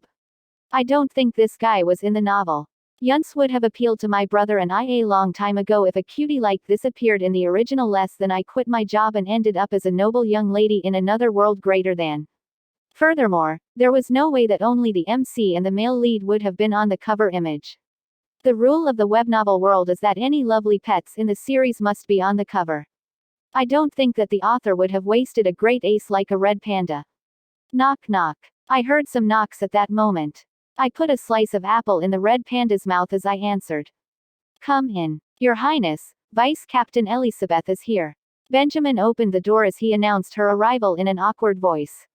I froze where I was sitting and barely managed to turn my head to look at Benjamin before moving my gaze down to make eye contact with the red panda. I had not expected a situation like this because I was completely absorbed by this little guy's cuteness. What do I do? Prince Jesse, I am here to speak to you regarding the divine beast that entered Juliet Palace. What Vice Captain Elisabeth said was much further ahead than what I had been concerned about. So, Her Majesty already knows about the fact that I have a divine beast. Yes, sir. You could say that. Vice Captain Elizabeth seemed to be repeating herself more than usual, but I just let it go. It was because I heard that there were a lot of nobles going in and out of the Imperial Palace as the spring ball was almost here. It made sense that she was kind of out of it since the Imperial Guard must be extremely busy right now. The gardener saw it. Yes, sir. That. He came to check on the flowers and saw a divine beast climbing the walls of Juliet Palace. She blankly looked down at the red panda on the carpet before responding, almost like a robot, to my question. She then chugged the cup of cold rosemary tea. I guess it makes sense. Benjamin said that the vines on the balcony were as thick as an adult male's arm. Something like that growing extremely quickly would definitely catch people's attention. I handed a strawberry to the red panda that was roaming around my feet and asking me to hand over some more snacks. It must have liked the sweet taste of the strawberry as it made a small dandelion grow at the tip of its paw. Then how long should I take care of it for? Is Her Majesty planning on having a priest from the outside assist us? I guess I'll end up as a temporary guardian. I looked back at Vice Captain Elizabeth as I had that thought. Her gray eyes that were always full of confidence seemed very weak. We already have a priest. No, that is correct. I heard that she would call one soon. She continued to speak. In order to make sure that the divine beast can react to divine power from the outside as it pleases, Her Majesty has given an imperial order that you should leave the balcony open at night. You don't have to worry about your safety as we have verified the identities of all attendants in the Imperial Palace after that assassination attempt from last time. The conditions sounded great. I just had to say that the divine beast must have felt the flow of divine power as it walked out of Juliet Palace, even if SETI shows up at night to take the red panda away. I nodded my head with satisfaction. Vice Captain Elizabeth sighed and brushed back her silky short hair. The sleeves of her uniform jacket were burnt black. Vice Captain Elizabeth, your clothes are burnt. Ah, it's not a big deal. She smiled at me. The smile looked dangerous for some reason. I should just stab him once and go to prison. Excuse me, Your Highness, have you ever seen a carrier pigeon before? I felt as if I had heard something extremely scary, but I kind of lost my train of thought once she stood up straight and looked into my eyes. The impact of a beautiful woman truly was amazing. I have never seen one in person. I went to get rid of some demonic beasts in the north last year. Ah, I see. The topic of conversation quickly changed. Wait, why? The path was blocked by heavy snow, so we had no way to reach the lair of the demonic beasts.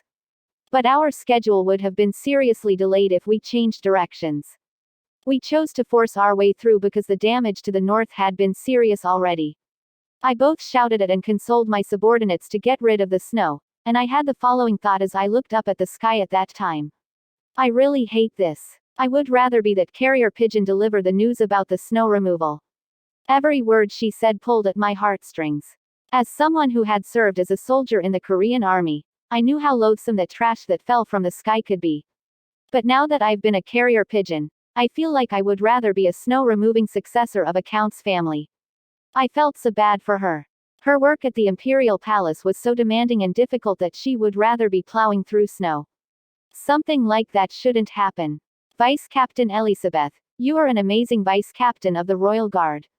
If you get discharged, no, all of this will just be a small portion of what you've been through in the long run.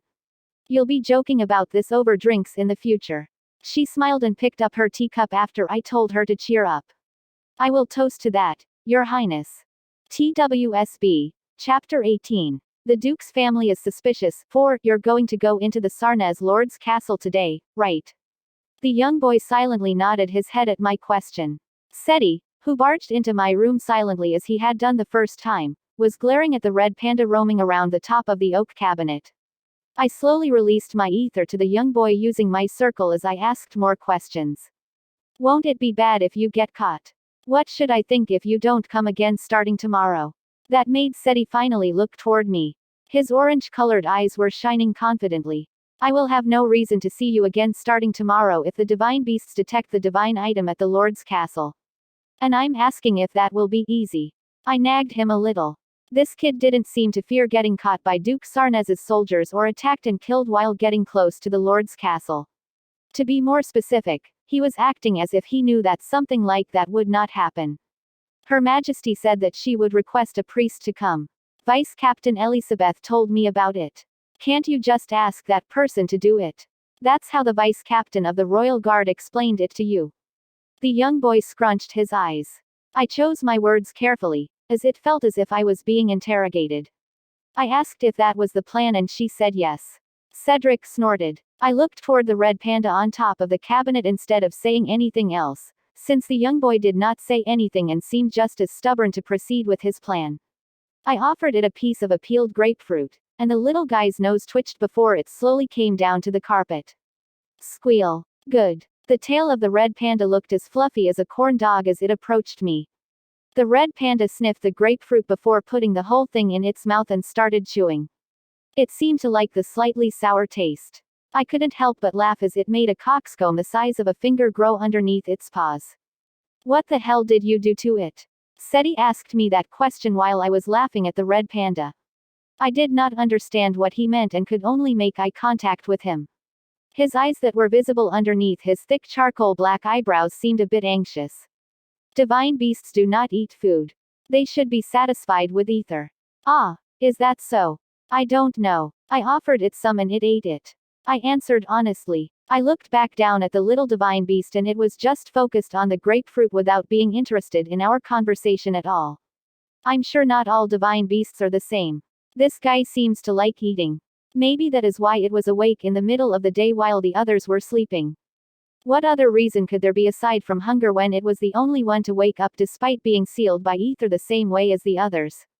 Furthermore, I heard that this guy was the smallest of the three divine beasts. It was possible that it ate less ether because it was pushed aside by the other two punks. The red panda, after having finished the slice of grapefruit, put its head in my palm and twitched its whiskers. It was obvious it was asking for more. Seti, do you want some too? The young boy just ignored me. This wasn't my first rodeo with this guy's terrible personality, so I just gave a few more slices of grapefruit to the red panda. It took about 10 minutes or so for Seti to fill up on my ether and the red panda to fill its tummy with fruit. What will you do if these guys can't detect the divine item even when you get near the Lord's castle? Then I will need to hear the Duke's explanation. He seemed prepared for a situation where the divine item, the blessing of the Blue Sea, would not be in the Sarnez Duchy. The kid's gaze was stern. Seti gave off an authoritative feel that was rare to see in other children his age. His demeanor and tone that seemed right out of a novel made it feel as if he might be a precious young master of an important family. It's time to go. Golden pebbles, that were smaller than the size of my pinky fingernail, started floating up from the young boy's body. These ether orbs floating around looked magical no matter how many times I saw them. Seti always got up once they appeared, as if he was pulling the charger out of a fully charged cell phone. I hope that things go well and that we have no reason to see each other anymore. I said that while following behind the kid heading for the balcony. It would be good if a little kid like this had no reason to wander around so late at night. Seti put on a large robe and easily jumped on top of the ledge. The red panda that was fluttering its ears seemed to have noticed that it was time to go as well as it slowly moved toward us. You're not going to attend the spring ball. Yeah, I'll be busy receiving confessions. But Her Majesty still sent me an invitation. I smiled and gently rubbed the area between the red panda's ears. Seti looked down at me for a bit before reaching his left arm into the air. Does that mean this little kid will be at the spring ball too? Snap. He snapped his fingers and it caused a small flame. The thoughts on my mind instantly evaporated from shock. I raised my head and looked at the tip of the young boy's hand. A fist-sized flame that was the same orange color as the boy's eyes was crackling between his thumb and his index finger. This was my first time getting to see Seti's ability. It also might be my last time. I was at a loss for words, staring at this beautiful flame that was lighting up the darkness, and just stood there. Prue. The red panda was the first to respond to the flame. It stood up on its hind legs before grabbing onto the ledge with its two front paws. A pretty thick tree branch was created from the tips of its paws despite not receiving any orders from Seti. I guess this is what it meant when he said that his attribute was compatible with the divine beasts. Is the fire attribute stronger than the earth attribute? As you can see, the boy seemed a bit amused, even though it was very faint. I couldn't tell whether he was happy at the fact that he was stronger than the red panda or if he just enjoyed using his ability. Now then, Prue. Seti jumped off the balcony before I could say anything else. The light red flame and the ether particles I was accustomed to by now cut through the night sky and disappeared. I quickly looked down to see that the red panda had already gone down as well. The new leaf that was created through ether was shaking. What a fancy goodbye, I mumbled to myself. That was how the cute red panda and the boy who was not as cute as the red panda, but still as handsome as a child actor, left Juliet Palace.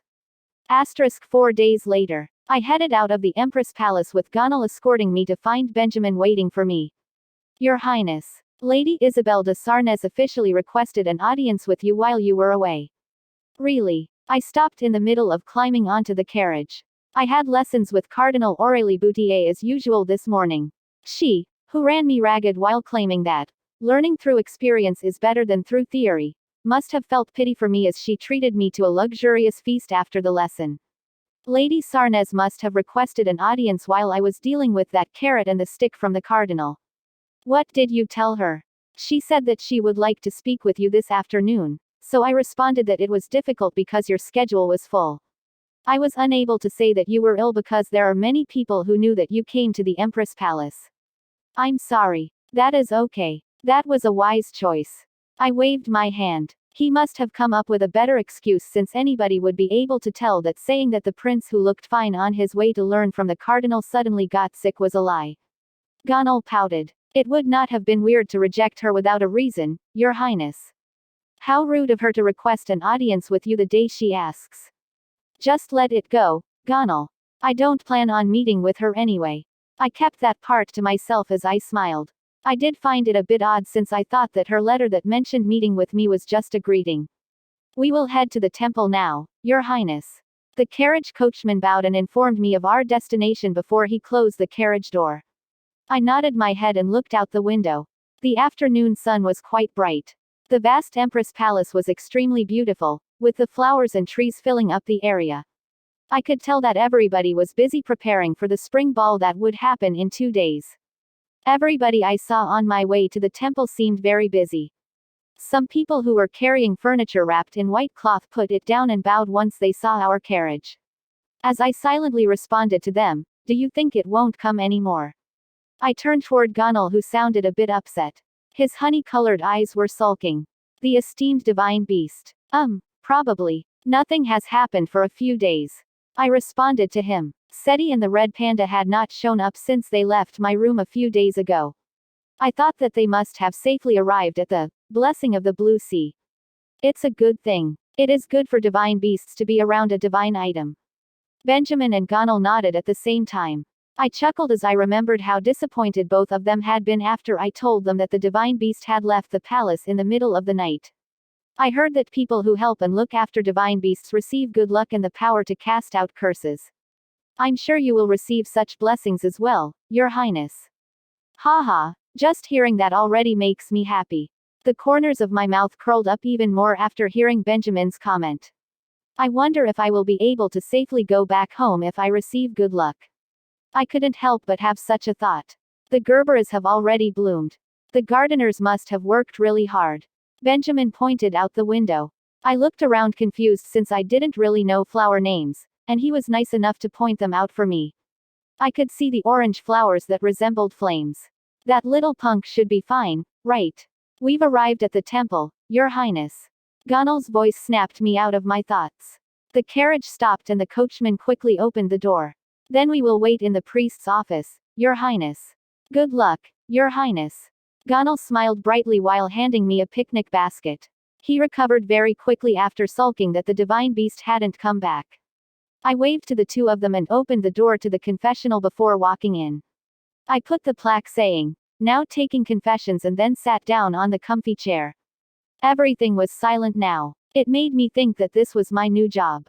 This was my transmigrated life of a wise diplomatic hostage who has arrogantly chosen to cast aside the role of the second male lead.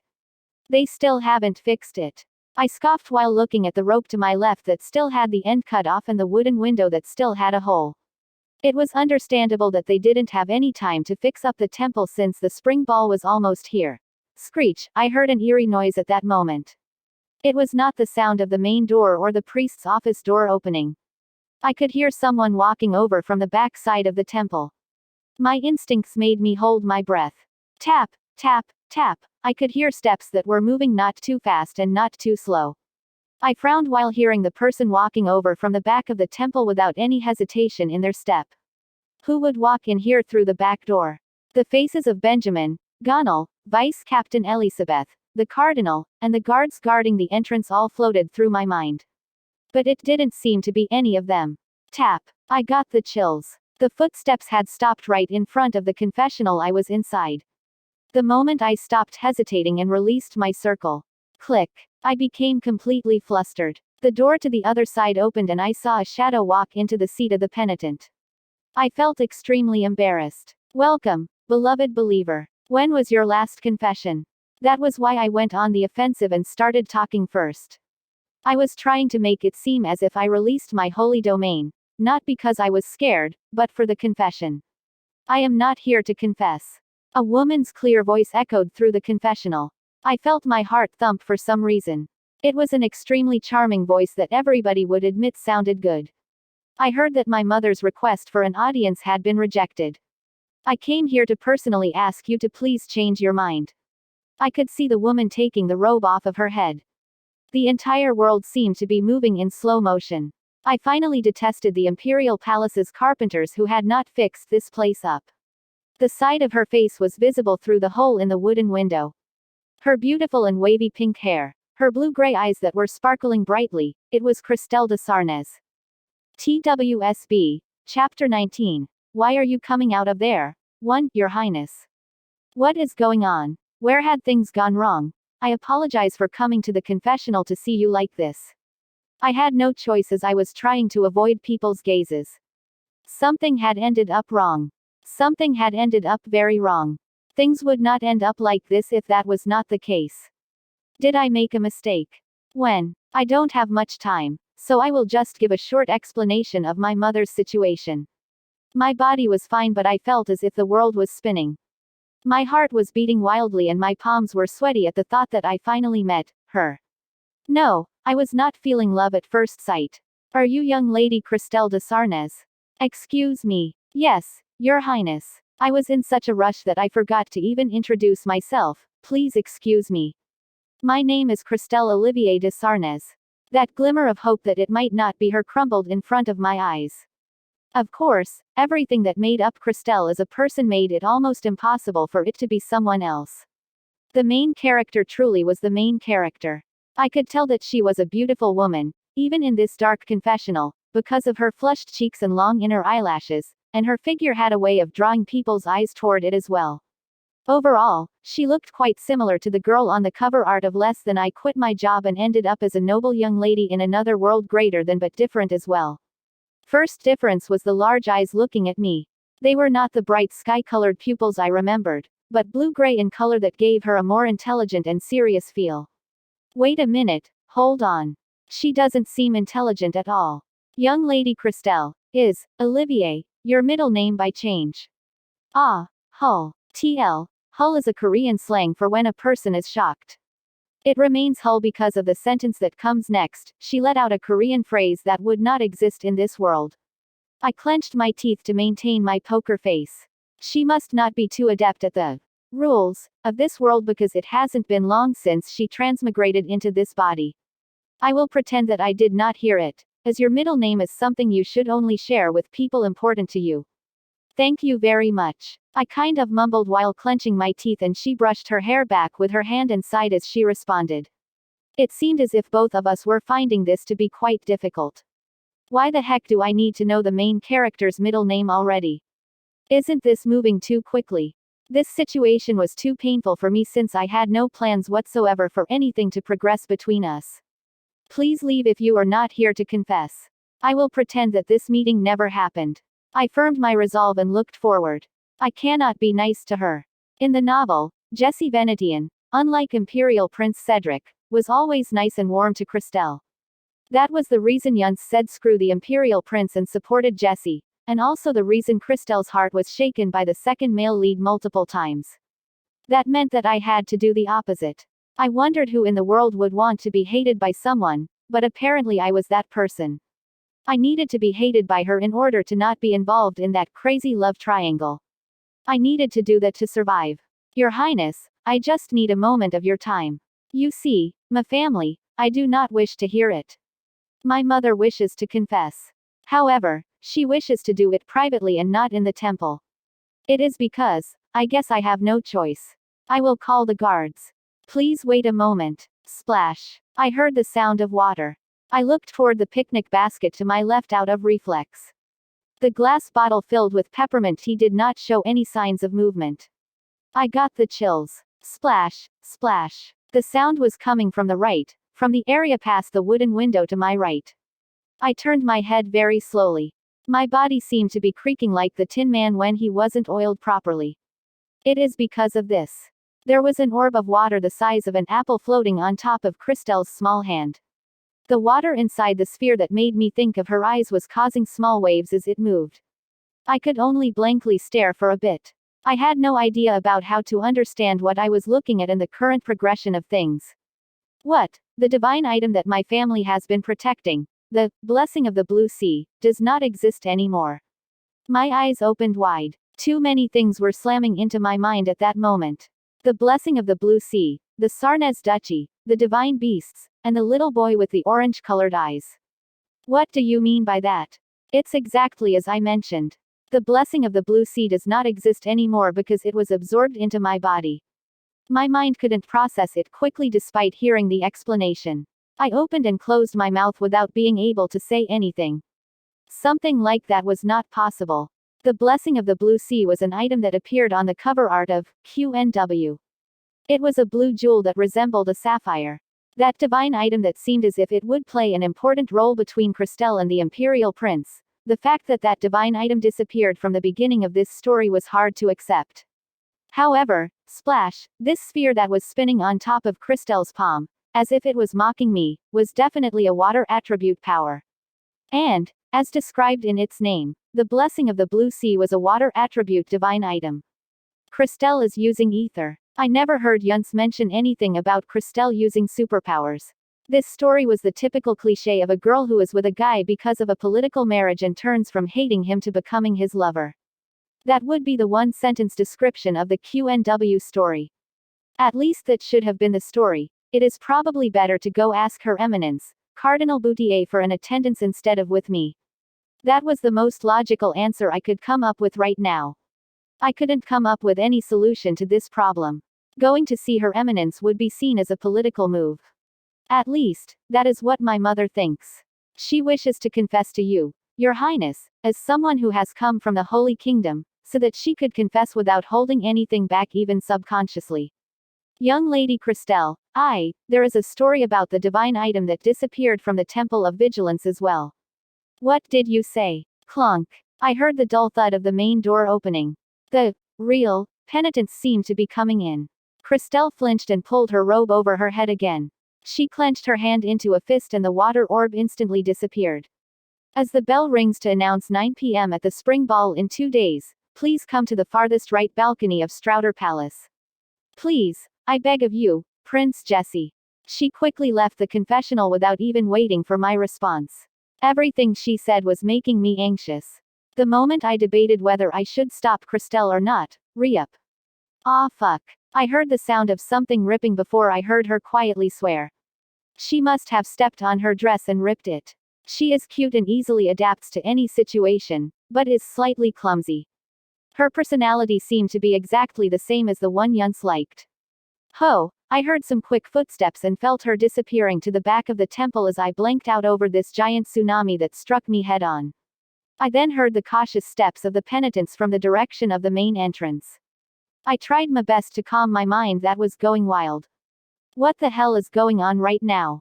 I cancelled my afternoon confession plans and headed back to Juliet Palace once Cristelle left.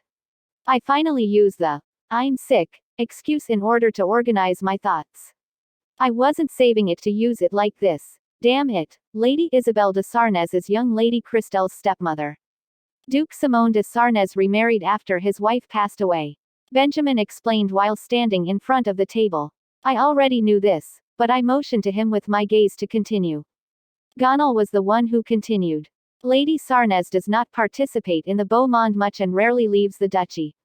That is why there are not many rumors or gossip regarding her. Some people gossip about how she is your typical stepmother while others praise her for being a graceful and elegant person. But there are no nobles who are close enough to her to know the truth. I nodded my head and quietly looked down at the April 1st issue of the less than bi-weekly Register greater than that I had opened on top of the table. The headline, "The Treasure of the Sarnez Has Awakened," was written in large letters. This was the issue that did a special coverage of how Cristelle had woken up from her 3-year slumber. It looks like Lady Isabel de Sarnez has not given up hope despite the bleak situation. According to the information going in and out of the duchy, she has shown a strong desire to get my daughter back no matter what I have to do. Greater than less than there are talks of the couple being unable to hold back tears for a long time as soon as young Lady Cristelle opened her eyes. Lady Isabel was crying so hard while saying, "I committed a grave sin." It was to the point that even the attendants couldn't help but get teary-eyed as well. Instigators believe that she was apologizing for being cruel to the young lady prior to her incident. Greater than I have subscribed to the less than bi-weekly Register greater than and had already read this article about 9 days ago.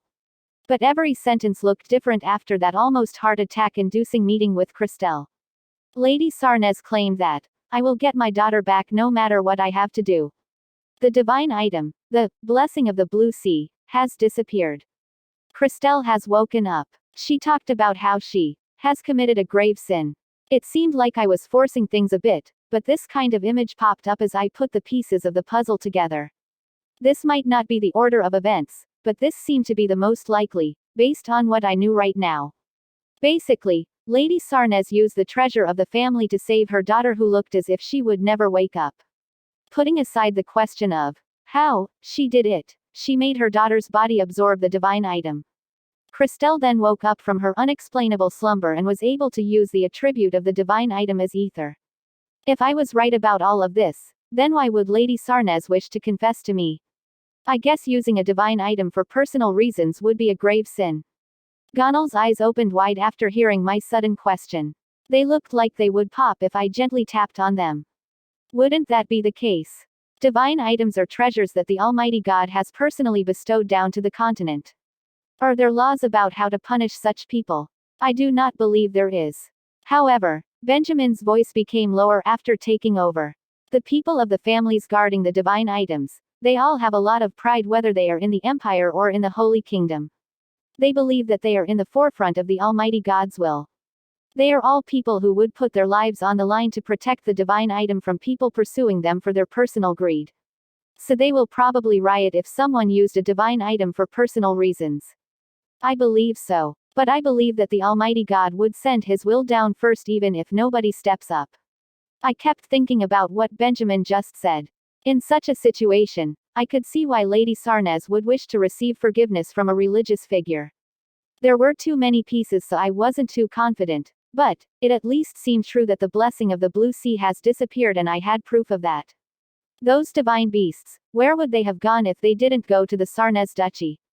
The 3 red pandas had been unable to detect the divine item even after passing the border of the imperial capital and entering the Sarnez Duchy. Then there was the little boy who was leading the 3 little animals. If the blessing of the blue sea had already been destroyed by then, it made sense why Seti and the divine beasts would have been lost. Benjamin did not get anxious and responded to me, despite my sudden change of topic. If not the Sarnez, then, the second closest divine item to the imperial palace would be the Sword of Wisdom from the Flaming Star, in Marquis Duhem's territory. TL. The literal translation could be the Sword of Wisdom from Mars, but not knowing the layout of this world, I am going with Flaming Star, which are the 2 Chinese characters used in the word for Mars. How long would it take to get there without using any portals? If someone was to run without stopping, it would probably take about 2 days and 4 days at most. I bit down on my lips. 4 days. That was the same as how long Seti and the red pandas had been gone. It seemed oddly too spot on for it to be a coincidence. Then let's assume that Seti took the red panda trio and headed toward the Duham March. Benjamin, Gonal.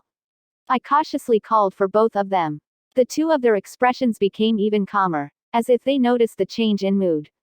I needed a lot more help now. The main character suddenly fell on TWSB. Chapter 20. Why are you coming out of there? 2. I really hoped that I would not need to explain something like this to Benjamin and Gonal.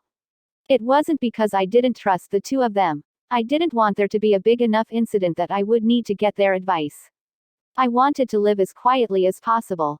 I just wanted to be here as a diplomatic hostage and a religious figure. But my limits on my own seemed quite visible now. I was swept up in Cristelle's narrative, without being able to resist in any way, as soon as she appeared. It was as if I was a small gear inside a watch that was being forced to move by the larger gear that was the main character's story. That was why I asked for this meeting today. I wanted to extend my hand out to my confidants. Lady Sarnez probably cannot confess to Her Eminence, the Cardinal, because of the marriage issue. Benjamin elegantly moved his knife as he said that. I raised my head as I put a piece of veal from my blanquette de veau in my mouth. Benjamin, Gonal, and I were sitting at a table enjoying a meal. I was stubborn and said that you need to share a meal in order to discuss serious matters. I had no choice, since I already used up the penance of eating 3 meals with the prince I gave to Benjamin. Are you talking about the marriage between Imperial Prince Cedric and young Lady Cristelle? Ah, you know about it, Your Highness. It is a rumor that is not that well known yet. Gonal looked surprised after I said that. I just smiled while holding my spoon. I really wanted to say that he would know a lot of things if he had a young sister who read the romantic fantasy novel too. Benjamin nodded his head and exchanged his plate of completely sliced Chateaubriand with mine. There is a middle-aged angel among us. There were talks at one point about how the blessing of the Blue Sea, the divine item being guarded by the Sarnez Duchy, would be the wedding gift. Her Eminence, Cardinal Boutier, should know about that because she is His Royal Highness's godmother. Oh, it was the wedding gift. That was why the divine item was on QNW's cover art. My fork was moving back and forth but would stop in shock every so often from what Benjamin or Gonal said. I think it was a smart decision to reveal what happened in the confessional to the two of them. I already had one of my questions answered. I guess the marriage discussions might go bad if she confessed to Her Eminence about using the wedding gift for personal reasons. Yes, Your Highness. Especially because Her Eminence and Her Majesty are of one mind and one will. Gonal responded to me. The Empress's political partner, Prince Consort Alexander, left this world when the Imperial Prince was young. The only person the Empress could discuss her son's marriage with and share the seat of the parents at the wedding would be her religious partner, Cardinal Boutier. People might even say that she is using the fact that they would be her future in-laws to cover her grave sin of using a divine item. Benjamin added on in a quiet voice. I finally understood what Cristelle meant when she said that Lady Sarnez meeting the Cardinal would be seen as a political action. It meant that she wanted to confess with pure intentions and wanted to avoid being seen as trying to take advantage of her future in-law. There is an archbishop and many other bishops at the imperial capital, so why would she want to meet with me? Was she saying that she felt most comfortable confessing to a foreigner who had nothing to do with the empire? Your Highness, you are a royal priest. With her sins being so grave, she probably wishes to confess to the most noble person. Gonal seemed to be puffing up his chest as he said that. His golden eyes seemed oddly proud. I awkwardly changed the topic as I did not bring this up to hear such praise. Then informing Her Eminence about this event. I shouldn't have to, right? Benjamin's fork stopped moving and he looked toward me. I sent him a gaze that was asking him to please say yes. I would be 30 soon, but I was naturally seeking permission since there was a reliable elder by my side. I had no plans on even dipping a single toe into the mess that the two main characters were involved in. I personally believe that you do not need to step in, Your Highness. I sighed in relief. This is an issue between the imperial family and the Duke's household in the end. They will not be able to hide the issue of the wedding gift being gone forever. It will only be a matter of time before Her Majesty and Her Eminence find out the truth. I'm sure that the elders of both households will take care of things properly. Benjamin was so nice, telling me exactly what I wanted to hear. Gonal's eyes suddenly lit up, as if he suddenly remembered something. Now that I think about it, I remember hearing that His Royal Highness has not been feeling well since about 3 or 4 days ago. According to the attendants at the Romero Palace, they said that he might not be able to attend the spring ball. Maybe he has already heard about the issue with the blessing of the Blue Sea. That is possible. It seemed quite likely since Benjamin agreed with him. There was no need for me to step in and show that I know about this if the involved parties were already aware of the situation. That was one burden off my chest. But young Lady Cristelle is quite bold. She infiltrated the Imperial Temple to personally speak to you. She seems completely different from the young lady she used to be prior to going unconscious. Gonal gave a major spoiler about the novel without even knowing about it. I covered my mouth with a napkin in order to hide the fact that the corners of my lips were shaking. That's because a different person is possessing that body. Benjamin, who had been listening quietly, added on to support Gonal's statement. Young Lady Cristelle of 3 years ago used to be famous for being an introvert. She never stepped out of the Lord's castle, and Duke Sarnez was quite worried because she had a lot of trouble expressing herself. That was the reason she did not make her beau monde debut as soon as she had her coming-of-age ceremony. I had never heard this before. Yuns had only talked about Cristelle, the girl whose body was possessed by someone who quit their job, not the real Cristelle. It seemed as if there was quite the personality difference between the two Cristelles. I took a big bite out of the Dame Blanche that showed up as dessert and started to think. I recalled Cristelle's showmanship to demonstrate her ability once I declined to have a conversation, as well as how she, despite showing some sloppiness, managed to blurt out everything she wanted to say. She looked like the main character at first glance. There is a story about the divine item that disappeared from the Temple of Vigilance as well. What did you say? Ah, right. There was that thing. She mentioned another divine item as well. Both pairs of eyes immediately turned toward me. She said there was something to tell me regarding the divine item that disappeared from the Temple of Vigilance, as well. The mood instantly changed. Gonal frowned while Benjamin looked uncomfortable. My heart sank as I had never seen these expressions on their faces before. I don't know what Lady Sarnez might be thinking about. Her Eminence personally claimed your innocence, so what else would she have to add onto that?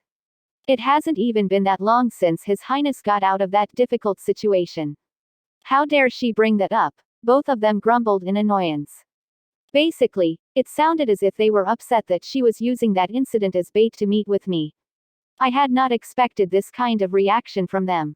I was thinking that Lady Sarnez might have some clues about the culprit or something. I also thought that maybe she would confess that she stole that divine item as well. Benjamin picked up a cup after hearing that. Gonal sounded as if he was groaning as he poured a soft drink for him. The two of them looked as if their mouths were stuffed with sweet potatoes, even though I had not thought much of the situation. If it is the former, they should be going to the Imperial Guard or the Empire's soldiers. If it is the latter, there is no need for you to hear her out, Your Highness. She will receive divine punishment. The two of them almost sounded as if they were scolding me. I stopped talking and moved my hand toward the second dessert. This situation felt familiar for some reason, and I remembered how my brother and Yuns would team up to scold me like this from time to time. So, what is your plan 2 days from now, Your Highness? Will you go to meet Lady Sarnez? I was cutting my warm charlotte with a dessert knife when Gonal directly asked me. I shook my head. I would have to go to the spring ball to meet Lady Sarnez, and I have no intentions whatsoever of doing that. I am a bit curious about what she had to say regarding the divine item that was stolen from the temple, but it is none of my business. I did not like the phrase, if you can't avoid it, enjoy it. I did meet the main character one time, but I planned on continuing to try to avoid her. I would not have given up on the second male lead position from the beginning if my resolve was going to be shaken from such a short interaction. I cannot show my face at the event where the main character will be the center of attention. Benjamin nodded his head with satisfaction at my stern demeanor. Gonal said that I made a great choice and that he would give me some more meat now that I've had my dessert. It was a very filling meal. I feel like I'm dying. I want to go home. Elizabeth groaned as she plopped down on the couch. She had not understood why the veterans on the Imperial Guard were always saying things like, "The spring ball is hell the Almighty God has sent down to the continent," or, "Why do you like the spring so much, you stupid nobles," even when she rose to the vice captain of the Imperial Guard position last summer. But now that the spring ball was a day away, her skin and bones were feeling the pain and anguish. The thought of having to go through this crap again next year was horrifying. There was just too much for her to do. "Seti, you should have stopped me when I said that I was going to join the Imperial Guard. I'm pretty sure it has only been 2 hours since you got to the palace." The Imperial Prince coldly responded. Elizabeth jerked her head off of the cushion. Her grey eyes that were full of fatigue looked extremely angry. Do you know how it feels to be a public servant who goes to work every day? Do you know how a knight who has to work a national event feels? Feel free to leave if you have gotten enough rest. I just got here, she grumbled as she sat up. Cedric, who was seated on the other side, still looked a bit pale. The imperial prince who would have to stand in front of the empire's top echelon nobles tomorrow, was struggling from a lack of ether for the past few days. It was obvious why the attendants were anxious. Will you be able to go to the ball? Yeah, the imperial prince gave a short response. She had known him since they were quite young. Cedric never talked about being in pain or things being difficult to her. He probably acts the same way in front of Her Majesty and Her Eminence. Elizabeth wanted to talk about something else after having that thought. That was her main reason for coming here anyway. Did you get a response from the duchy? Cedric slightly pointed with his chin instead of responding. She turned to see an envelope on top of the table. What did they say? Elizabeth didn't want to even look at words anymore. She had gone through so many documents this past week that she asked the imperial prince for a short doctor version. Cedric frowned. They said that the divine item was fine. It seemed extremely short, but it was easy to understand the viewpoint of Duke Sarnez through it. But that's a lie. Cedric nodded his head. He recalled what happened 5 days ago when he led the divine beasts to just outside the Lord's castle. The way the small animals could not detect anything and just roamed around his feet and rolled in the grass made him want to scoff. The Duke was lying. There was no treasure with ether in that territory. I'm sure we can find out once we see his face. His deep and low voice sounded even lower than usual. Duke Sarnez, his wife, and their only daughter will participate in the spring ball. They would be able to find out the truth after asking the 3 of them in person tomorrow. They wouldn't dare to lie at an event where the Cardinal and the Empress were present. Cedric was thinking that this was the last chance for them. Knock knock. Come in. The door opened and an attendant walked in after the Imperial Prince gave permission. It was David Capison. Your Highness, Prince Jesse has sent you some dandelion tea. What? This sentence mentioned both an unexpected name and an unexpected item. Elizabeth tilted her head in confusion. From Prince Jesse. Why did he suddenly send some tea? He must have found out somehow that you are not feeling well, Your Highness. I apologize for our inability to keep the staff quiet. Please forgive us. That prince must not have forgotten that the Romero Palace had sent some sage tea in the past. It wasn't that shocking after considering the prince's personality.